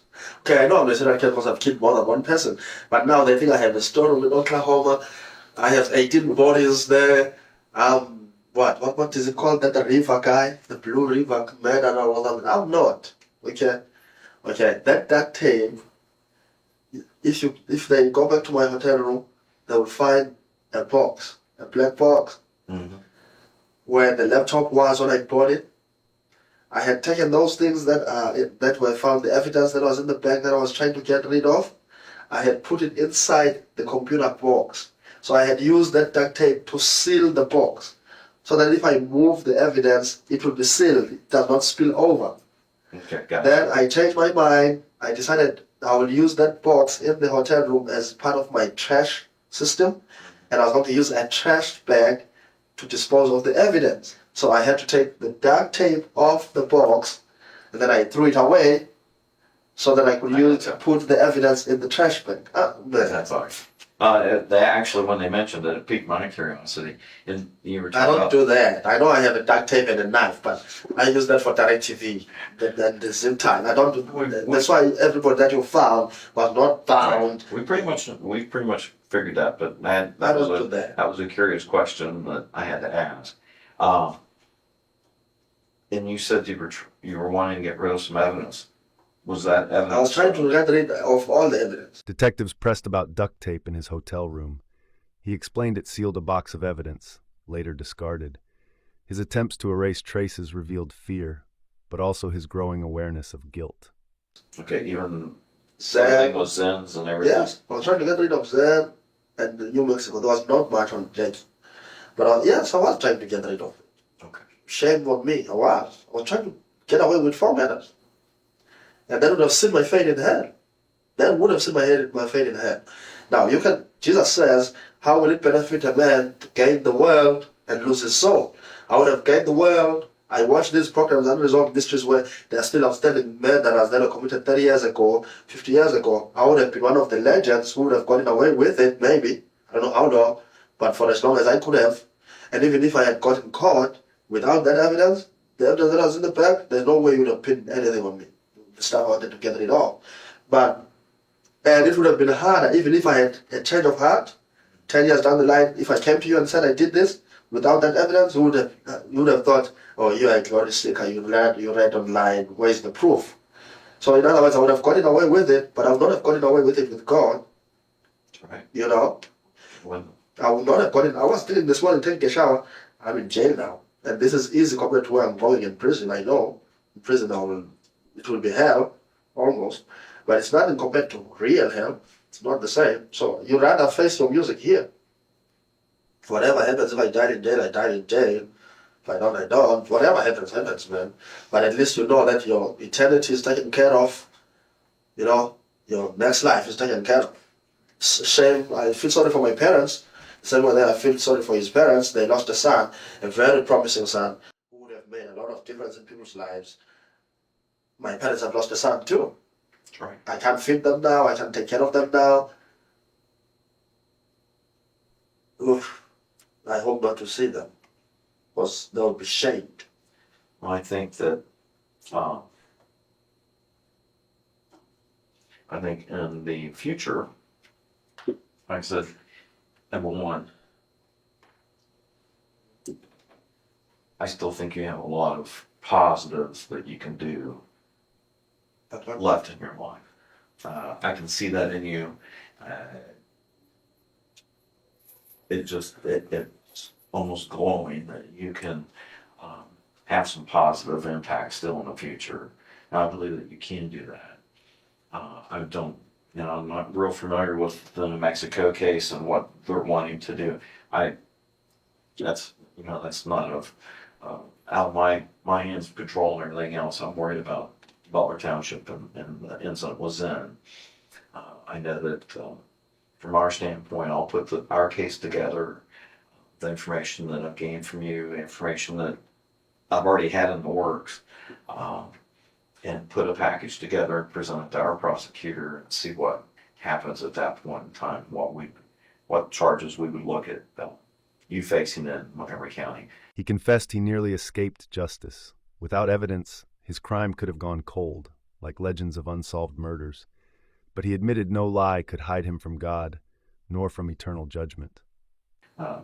Here in Montgomery County, you'll go to Montgomery County, Ohio. Same name. But you'll face that there. It could have been Montgomery County, Alabama, if I found him there. Where Montgomery keeps chasing me everywhere. There's a lot of them around, but I don't know how it'll go. I know that review it with the prosecutors. We'll see what happens. I don't know. Like I said, I don't know much about the New Mexico case. I don't know how long of a process that will be. I don't know if Akron will try to be the next step after New Mexico. I don't know. That'll be worked out between the prosecutors, the people with the law degrees. They will work that out and do it that way. I don't even know when I may get to see you again. I really don't. I don't know when you'll be in Ohio. I can't predict that. I'm sure that maybe you were going to have that as a question. I don't know because I don't know the process and how long things will take to New Mexico. And then once they're done in New Mexico, at some point in time, there'll be a decision made between, I can't remember the county, Summit County, I think, maybe Summit County and Akron and Montgomery County in Ohio, who will take the next case and how it will proceed from there. I can't answer that right now. I will keep track of things in you. Yes. If I plead guilty, I don't know, let's say this is first degree murder, make an example. I like to think that Akron was involuntary manslaughter or second degree murder, whatever you look at it, however you look at it. But this obviously is first degree murder, and I premeditated on it, and I had 100 chances to quit. I didn't. Now, first degree murder in Ohio, though, by law, carries death penalty, right? It can.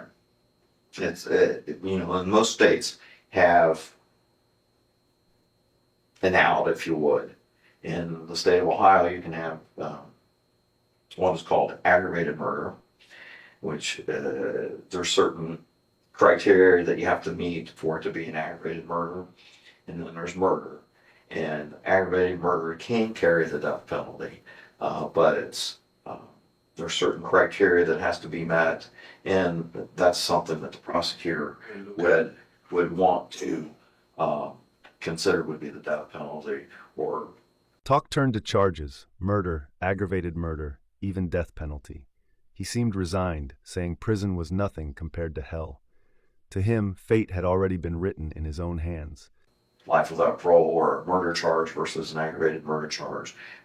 That's something that the prosecutor and the people with law degrees will have to sit down and look at everything that we have as far as evidence, hear what you had to say and what you had to tell me, and piece together everything and determine if that what happened was then meets the qualifications and the criteria for, number one, aggravated murder, and then number two, would it meet and rise to the specifications of a death penalty case. Okay. Now, question number two is,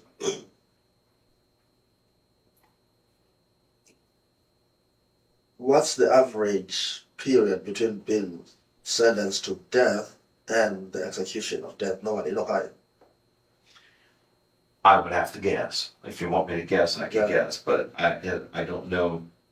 The specifics. I don't know the specifics of it. I could not sit here and say it's But 7 years and 9 months, or 15 years and 9 months, or Yes. 35 years. Guess, I would say in the 10 to 15 year range. what are they waiting for?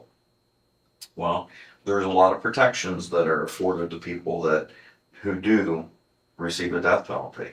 Automatic protections, automatic appeals to state Supreme Court, to U.S. District Supreme or U.S. What if I don't want any of that? Can I say I don't want? Can I go to court and say I am guilty and I want to be killed? I want death penalty, and I waiver everything. Kill me now. It's just like everything else. You have a right to say what you want. It's your life. Yeah. You can make that choice if that's what you choose to do in the future. You can make that and make that wanted to prosecutors, attorneys, whoever. You can do that. That is, in my opinion, that is your choice. It's just like, today I explained to you your Miranda warning and said, you can talk to me or not talk to me. It's your choice. And as far as that, I believe that is a person's choice. I believe that is a person's choice. And you can convey that to, like I said, either the prosecutor, in Ohio it's called prosecuting attorney. A prosecuting attorney for us or for Akron, depending on, I don't know what they're going to charge you with or try to charge you with. Or attorneys that will be at some point in time appointed for you to represent you or people that you want to hire in the future. They will all do that, but it is your life, and you have a right to tell them how you feel and what you want. And that's my belief. He asked why trials were needed if he confessed. Detectives explained, justice requires clarity, protecting rights, and ensuring decisions are informed, even when guilt seems undeniable, in the killer's own words. Last one. Now, if I plead guilty from the start, is there a need for a case? A trial? Why is there a trial? Why torture the family having to sit and listen to all these extreme details here of my wickedness when I've just confessed to a murder? And why don't I just appear before a judge in his chambers and he sentences me to life without parole or death penalty? Why do we have to sit through all these expensive, dramatic sessions in court? Most of it is for your protection, to make sure that you're doing everything. And again, a lawyer at some time will explain all this to you as well as a judge, but to ensure that you're making very informed decisions. Our judges and lawyers want to make sure that you know what you're doing. They want to make sure that, just like when I read you that form, I want to make sure you know what I'm doing and you're doing. I don't trick people. I tell them the way it is, and here it is. And that's the way our justice system is we want to make sure that you know what you're doing, you understand what you're doing, you understand that you have a right to a trial, you have a right to confront witnesses, you have all that. And that is guaranteed to you. That's why, I will sit here and tell you that I've worked in the system 31 years, and I believe in that system. And it's there for a reason. It's protect the innocent, and it's protect those who have done wrong, but to make sure that they're treated fairly in the system. And that's one of the things that you talk about, and we were talking about our political. We could sit here and talk politics and different things. That's what makes this country great, is that we make sure we protect those people's rights, whether you're the richest man or the poorest man or anywhere in between, that we protect those rights, and without a doubt what you're doing. You've gotten the best explanation and counseling that you can get. Discussing abuse's lifelong scars is profoundly sad. It's like a shadow that warps everything. His intelligence, twisted by desperation, highlights life's cruel ironies, dreaming of law school and prison. I feel empathy for the child he was, but outrage at the man he became. This underscores how society fails abuse survivors, letting wounds turn deadly. Heartbreaking to think what could have been prevented. and you're making informed decisions, and that's why a lot of that is done. And I was hoping, because of admitted guilt, I was hoping they could just, And nothing says, again, I can't speak, for the Yeah, lawyers yeah, and the no, judges and that's- prosecutors, but, that is something that when it gets to that, as far as, our case, and you can say those things, but they're gonna make sure that you make an informed decision. Even if you make a decision that that's what you wanna do, they're gonna make sure that you have an informed decision and you know what your rights are and your rights are protected.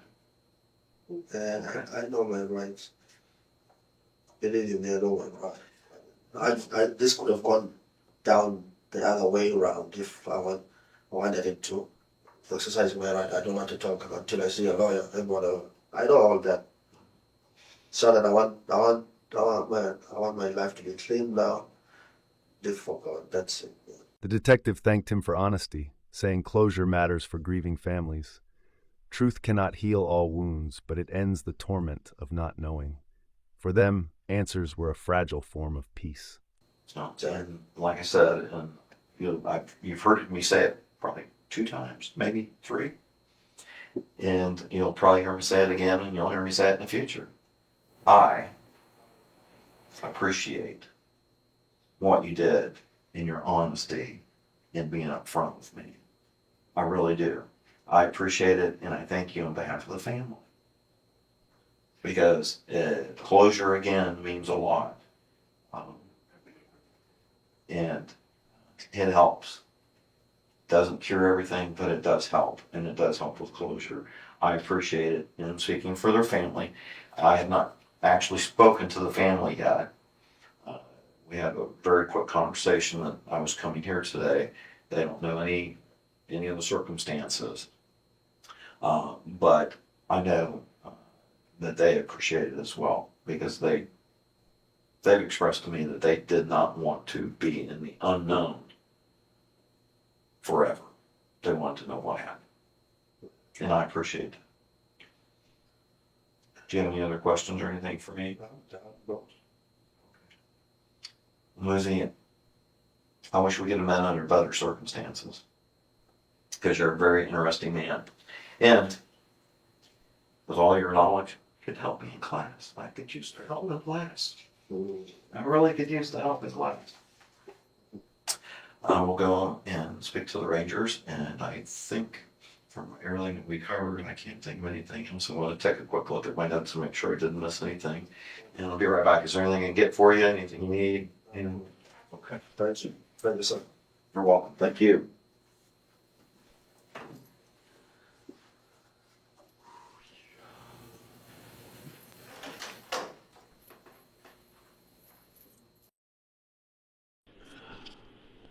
Technology's changed again.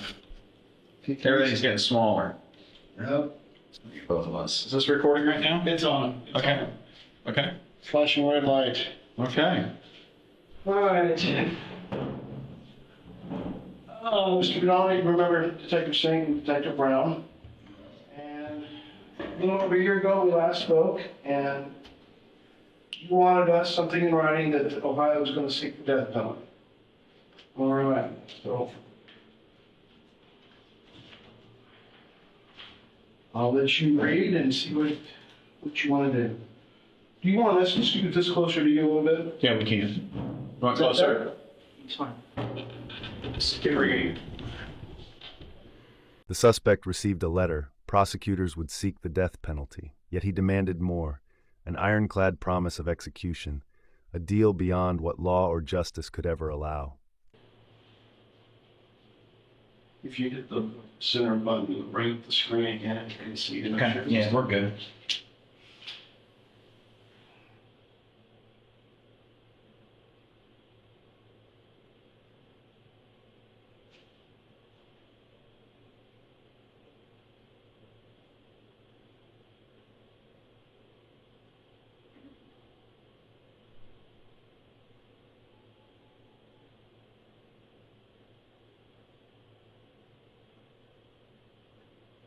I'll be glad to read that out loud if it'll assist you.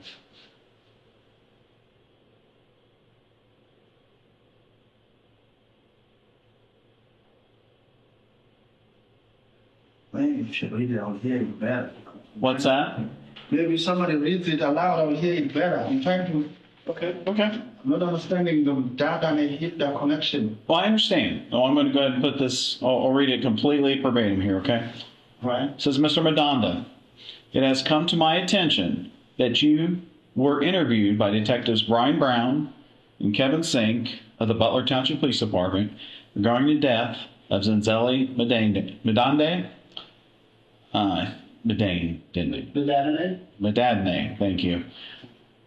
In Montgomery County, Ohio, on February 19th, 2011. During your conversation with them, you indicated that you would tell them about your involvement in Mr. Madadne's death on the condition that the Summit County Prosecutor's Office indicate to you our intentions regarding the prosecution related to the killing of Jacqueline Howder in February 2011 in Akron, Ohio. As a result, I am sending this letter at your request, and to fulfill the agreement you made with Detectives Brown and Sink, and inform you of the following. It is the intent of the Summit County Prosecutor's Office to pursue charges against you, which include aggravated murder for the death of Jacqueline Howder between February 17th and 18th, 2011, in the city of Akron, Ohio, which is Summit County. Further, we will be pursuing a death specification which will allow our office to seek a sentence of death. And that is your letter. I'm leaving it with you, Yeah. talk to the deputy warden, so that's your letter to keep. And you can share that with him there. We've reviewed our last interview with you. Frustration grew. He confessed guilt, begged for death, but clashed with detectives who insisted no shortcuts exist in American law. His desire to skip process met the wall of due process.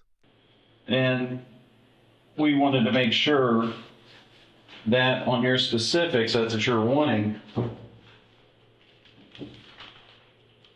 and at the end, if it is put in writing that this is a death penalty, I will answer all you have. And we have fulfilled this. You have known.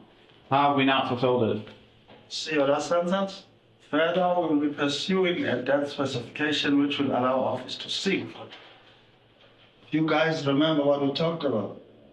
So I don't want to be playing games with you guys. I'm guilty. I deserve whatever is coming my way. And I don't want us to seem like I'm mind gaming you guys or anything like that. But if you review your notes, my request was a guarantee. These people will be seeking a death penalty, which could still be refused. Summit County is seeking the death penalty. You can't create a piece of paper that says, okay, you promised to kill me. It doesn't work that way in this country. It has to still go through processes.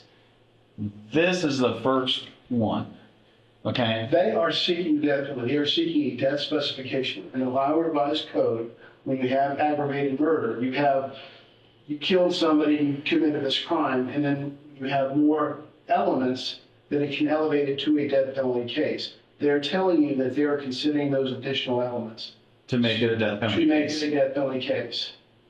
So I can't immediately condemn you. You have to have a trial. That is the greatness of our justice system. But Summit County prosecutor has told you they are seeking the death penalty against you. So that's the best they can do, you're saying. That's it. Yeah. That's how it works. You still have to go to trial. So there is no striking a deal with the DA, no try, don't put the families through that, hear me out. No try, don't put the families through that, I confess my guilt and I consent to death. Correct. I never heard of it. Ever. Now, as far as putting the family through the trial, They don't have to testify. if you're pleading guilty to the case, there's no testimony, and then they could then judge sentence and then carry it out, depending on what the judge sentence is. But they are now telling you, they're informing you, they are seeking the death penalty, which is what you desired, as I recall from our last conversation. Yes, but unless you got, What you're asking, can I paraphrase? You're asking to say, I did these things. I want to be put to death. You sign it, they sign it, and then you're on death row. yes. It does not, it does not work that way. Okay? Why? He argued with cold logic. Death was his trade, his way to avoid years of trials, appeals, and prison transfers. Yet the system guaranteed both. Death may come, but not without the journey. Our justice system does not work that way. In other countries, maybe, but in our, you are afforded every single right possible. But And I don't want it. I I understand. thought about it for 9 years. DA sits there, I confess to my crimes. That's my deal. You promised to kill me. That's your deal. We sign a paper. I go on death row and wait for my death. It doesn't work that way. I'm telling you. I guarantee that they're seeking the death penalty. Yeah. Yeah, but seeking it, they may not get it. Here's, when it goes to quote the trial, they are going to put all the parts and pieces together to prove their case for a death penalty case, okay? When you get a defense attorney, you can tell the defense attorney, I don't want to defend myself. That's your right to do that if you decide you want to do that. But we can't do it in New Mexico and then put you on the bus and take you back to Akron and kill you. It doesn't work that way. You'll be transported, but you still have to go through a trial. You still have to go through the processes. I mean, you have to be afforded. It's by virtue of our Constitution, the law of the land, we have to afford you those rights. We can't bypass those rights. And being that they are seeking the death penalty, they're going to go above and beyond those rights. And you, when you go to trial, you can tell your attorney that you want to waive all appeals and all that stuff, and they'll follow your wishes because your attorney works for you. And you can expedite that process, but you still must be tried.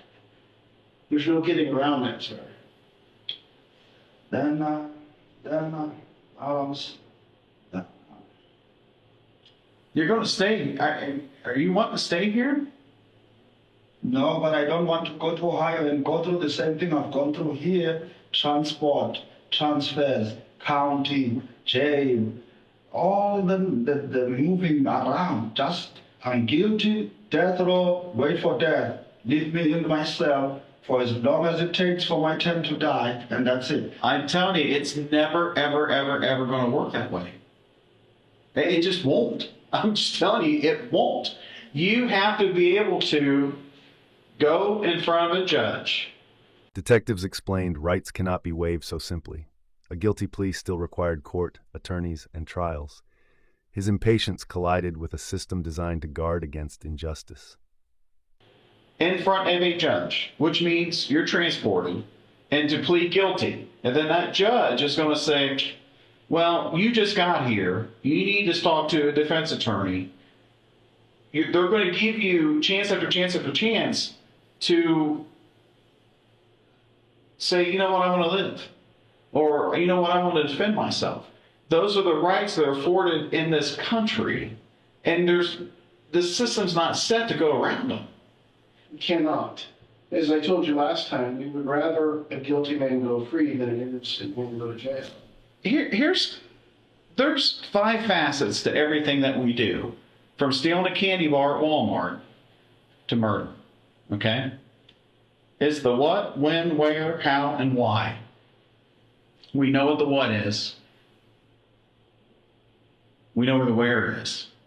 We know when it happened. We know how it happened. I want to know why.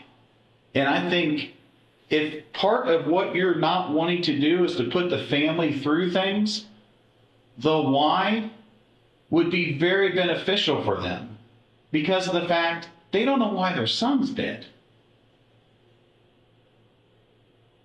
Even if it's something they don't want to hear, I can't imagine the agonizing pain of my child, if it happened to my child, of not knowing why. And I know you've been sitting here for 9 years. I was the first one on scene upon his death. I want to know why. I'm trying to understand. I'm still a cop. There's certain things that don't make sense. There's certain things in my heart that I'm like, okay, how? Why? Why'd you go here? How do all these different things happen?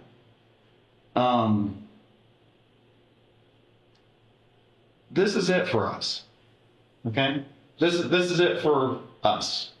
Akron, when they're done, you circle back down. You head south, just like you did that day. And then the whole thing starts over again. Okay? What our goal is, I want you to listen to me, okay? Just hear me out. Our goal is to fill in all the blanks of what, when, where, how, and why. Get your confession so we can actually say, you know what? This is why this happened. Right, wrong, or indifferent. This is why this happened. And then we hand it over to our prosecutor. They go ahead and you can't kill you twice. So if they're seeking the death penalty, our prosecutor, I don't know what they're going to do, but we're going to be able to look at them and say, here it is.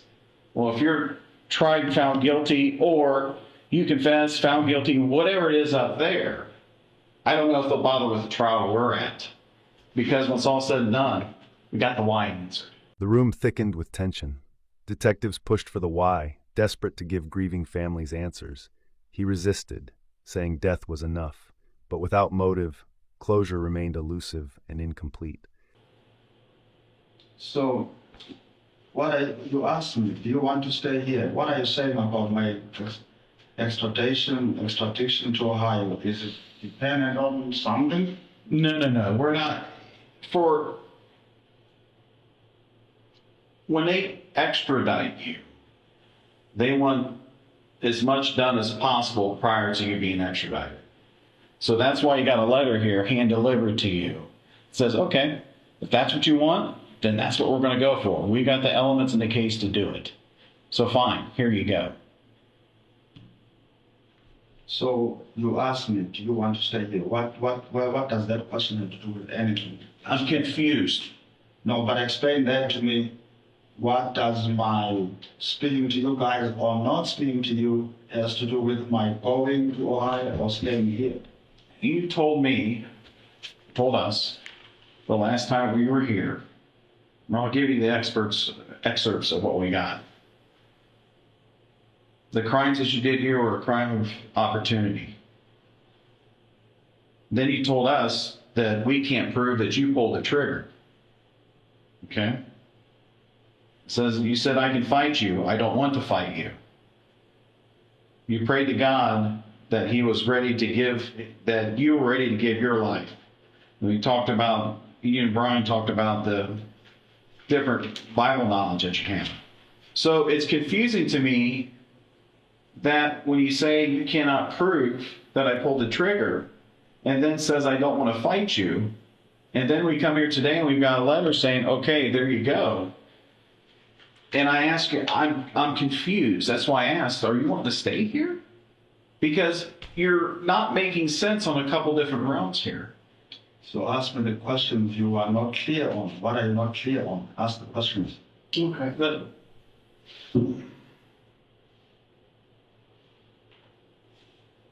because I'm clear on my point. I don't want to go to Ohio and be sent from Peter to Paul, moving up and down. You never know what's going on when you're going to trial, you're going to see this lawyer. I'm fed up with all this, your court system moving. I've been here 9 years. You never settle down because you've got this court, you've got that court, you're seeing this lawyer. when you're segregated here, you're by yourself, correct? I'm done with that. I just want to be left in a cell, wait for death, and that's it. I'm done with all the fighting. And that's not what you guys brought me. You're bringing me you will seek death penalty, which means I still have to go through all the processes over there. 9 years behind bars had broken him. He wanted stillness, one cell, one fate. Yet extradition to Ohio meant more movement, more trials. What he saw as torment, the law saw as obligation. This is the absolute best thing that can be done. Which is not what I asked for. We can't do I what understand you that. asked for. I understand you can't do what I asked for, but that's what I asked for. But so it's not what I asked for, though. Do you admit that? I understand. I understand what you're saying. Okay. Do you want for us to go through our process, get this done, get your confession? Because if that's what you want to do, we're going to read you your rights and do all the parts and pieces that we're supposed to do. We do this because it's a constitutional right. We can't go around this any way we want to look at it. We're talking to you prior to. Anything that we're talking about right now doesn't go into your prosecution because you haven't read your rights yet. So if you want to talk, answer questions, get this off your chest, give us the ability to actually go back to the family and say, this was why. We will read this to you and get this done. And if I don't, you leave. And then what happens after? I don't know. We're done. And we don't want to be done. I was there 9 years ago. I want to know the why. You want to know the why. When was the last time you talked to the family? Years.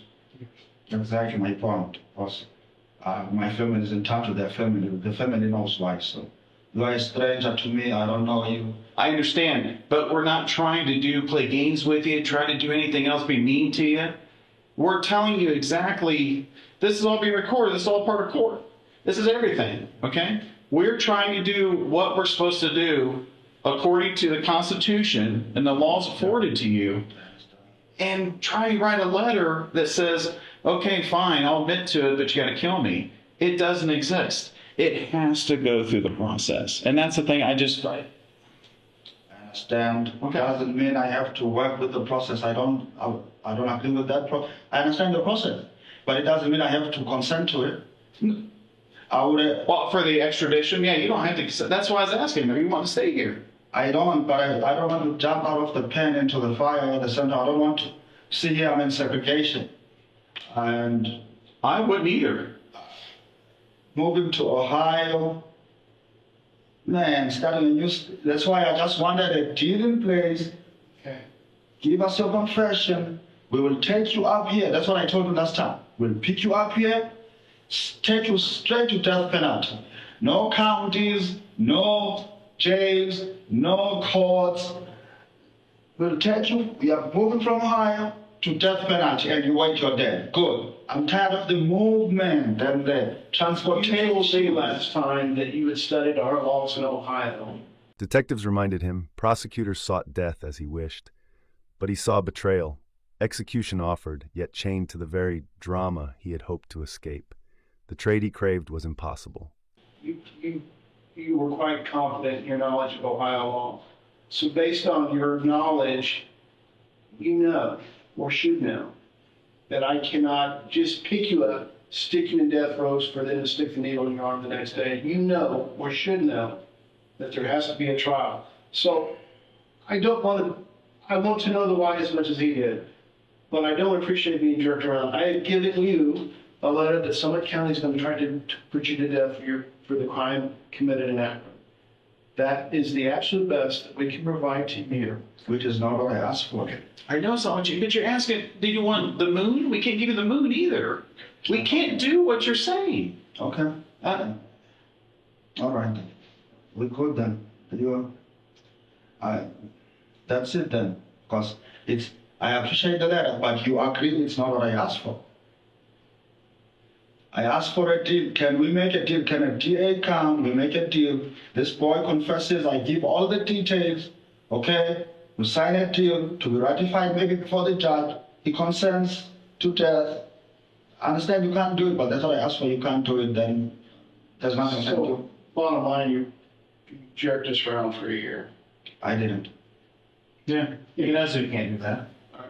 Okay, you have no desire to talk to us all today, is that correct? Is that what I'm hearing from you?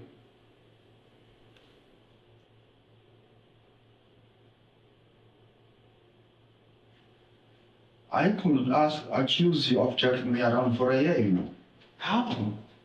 The final standoff is shocking, begging for death to skip the drama, yet clinging to control. It's intense, revealing his exhaustion from the system.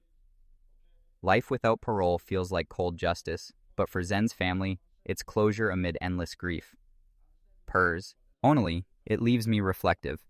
Evil acts echo forever, but truth offers fragile peace. We must honor the lost by seeking healing. Because I was clear to you the last time you were here. In fact, last time Want to talk to us, yes or no? I could accuse you of taking me around. I'm asking you a yes or no question. Because last time you were here, we discussed, I told you I would like a deal in place so that I'll move here to And we told you we can't do that. But it's that I told you back then, Yes. that doesn't exist. What you're asking for does not exist. So, this is the process to get you to death row, this is the process. This is the best that can be done. Yes. Because in this country, you have rights. You have due process. You watch enough television to know that many different prosecutors all over the nation tend to stay away from the death penalty because of the additional cost involved, not only the legal process, but all the other costs involved. He spelled it out. Death was his bargain to avoid the grind of trials, but if forced to endure them, why surrender? To him, fighting became the only path left, even in defeat. So they have guaranteed you that they're going to go through those extra steps to get you what you want. I think we've done you a service, and as much as the law allows, we've given you what you asked for. You've admitted we could not give you exactly what you wanted because of our Constitution. We've given you as much as we can within the confines of the law. I'd like to see some good faith on both parts here. This is where I think we are missing the point. You guys have almost given me the destination I asked for, but the reason I was choosing that destination is because I wanted to avoid the journey. I'm still getting the same journey. I still moved to Ohio, to county, moved from Akron to Dayton, transportation, population. The reason I was consenting to death was it was going to save me from all this drama. I still get the drama. I still get the desired destination of death. This was a trade for me. I will take death to avoid all this drama of courts and trials and transportation and transfers. I'm fed up with all of that. I will trade that for death. I'm still getting the death, but now I'm getting it with all the drama I was trading in. Am I making sense to someone? You are making sense, but what you're asking for does not exist. You might face a trial, but Yes. your peers. So, okay, so what you're saying, I understand. I think I'm getting it. What you're saying is the trade cannot be made. We are missing it. We didn't get each other there. I was trading all of the drama for the death. You guys are giving me the death that I asked for, but I still get the drama I was trying to avoid. Do you get me? I was willing to take the death if it saves me from the drama. Okay. I'm still getting the death, but with the drama I was trying to avoid. So, and I told you this if you check your notes. Last time I said, if I'm going to go through the drama, then I might as well fight it. Because the reason I'm giving up the fight is so that I die. The reason I'm dying is so that I don't fight it. It's not that I just surrender. I give up that right. But if I still have to go through all the hooks, why give up my right to live then? I was giving up the right to live to avoid the drama, the spectacle. I understand. If I still have to go through transport, move to this county, you go into this court. That's why I chose death to avoid that. I understand. Is there no system where I can avoid that? No. Then why die If I'm still going to go through all this drama, why then give up my... That's why I said to you guys, I will talk to you if it guarantees me death and saves me this drama here. But if it still comes with this drama, then I ain't talking to you. Then if the drama cannot be avoided, then I must go fighting. I said that last time. Okay. Exhaustion set in. He spoke of God, of guilt, of surrender, yet he demanded shortcuts the law refused. In that standoff, detectives saw truth. He wanted death, but only on his own terms. I don't think I've checked you guys around. You have judges. No, I told you that last time. Then that's fine. You have If the drama can be avoided, I'll avoid it. Kill me. But if you can't avoid the drama, then why am I dying for?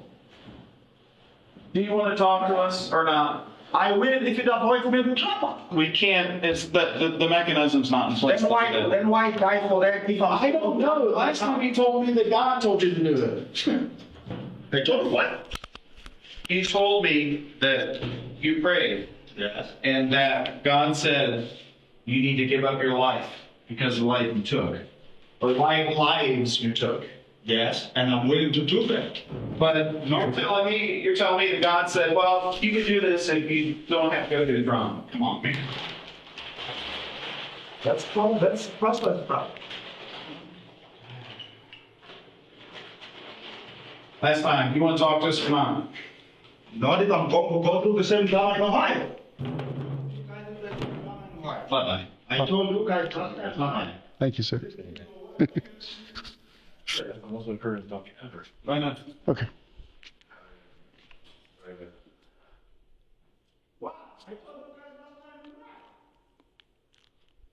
You're not going to see me again. It's up to your trial. Do you want to confess to what you did? And do you want to confess to what you did?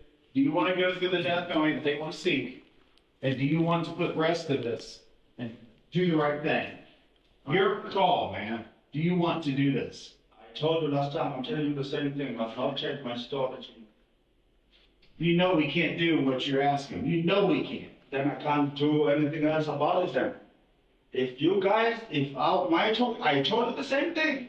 My talking to you guys avoids the drama and takes me straight to that. Get him out of here. The trial ended with life in prison without parole for the killer. Justice was served at last, yet the pain of loss remains etched forever in the hearts of the victim's family.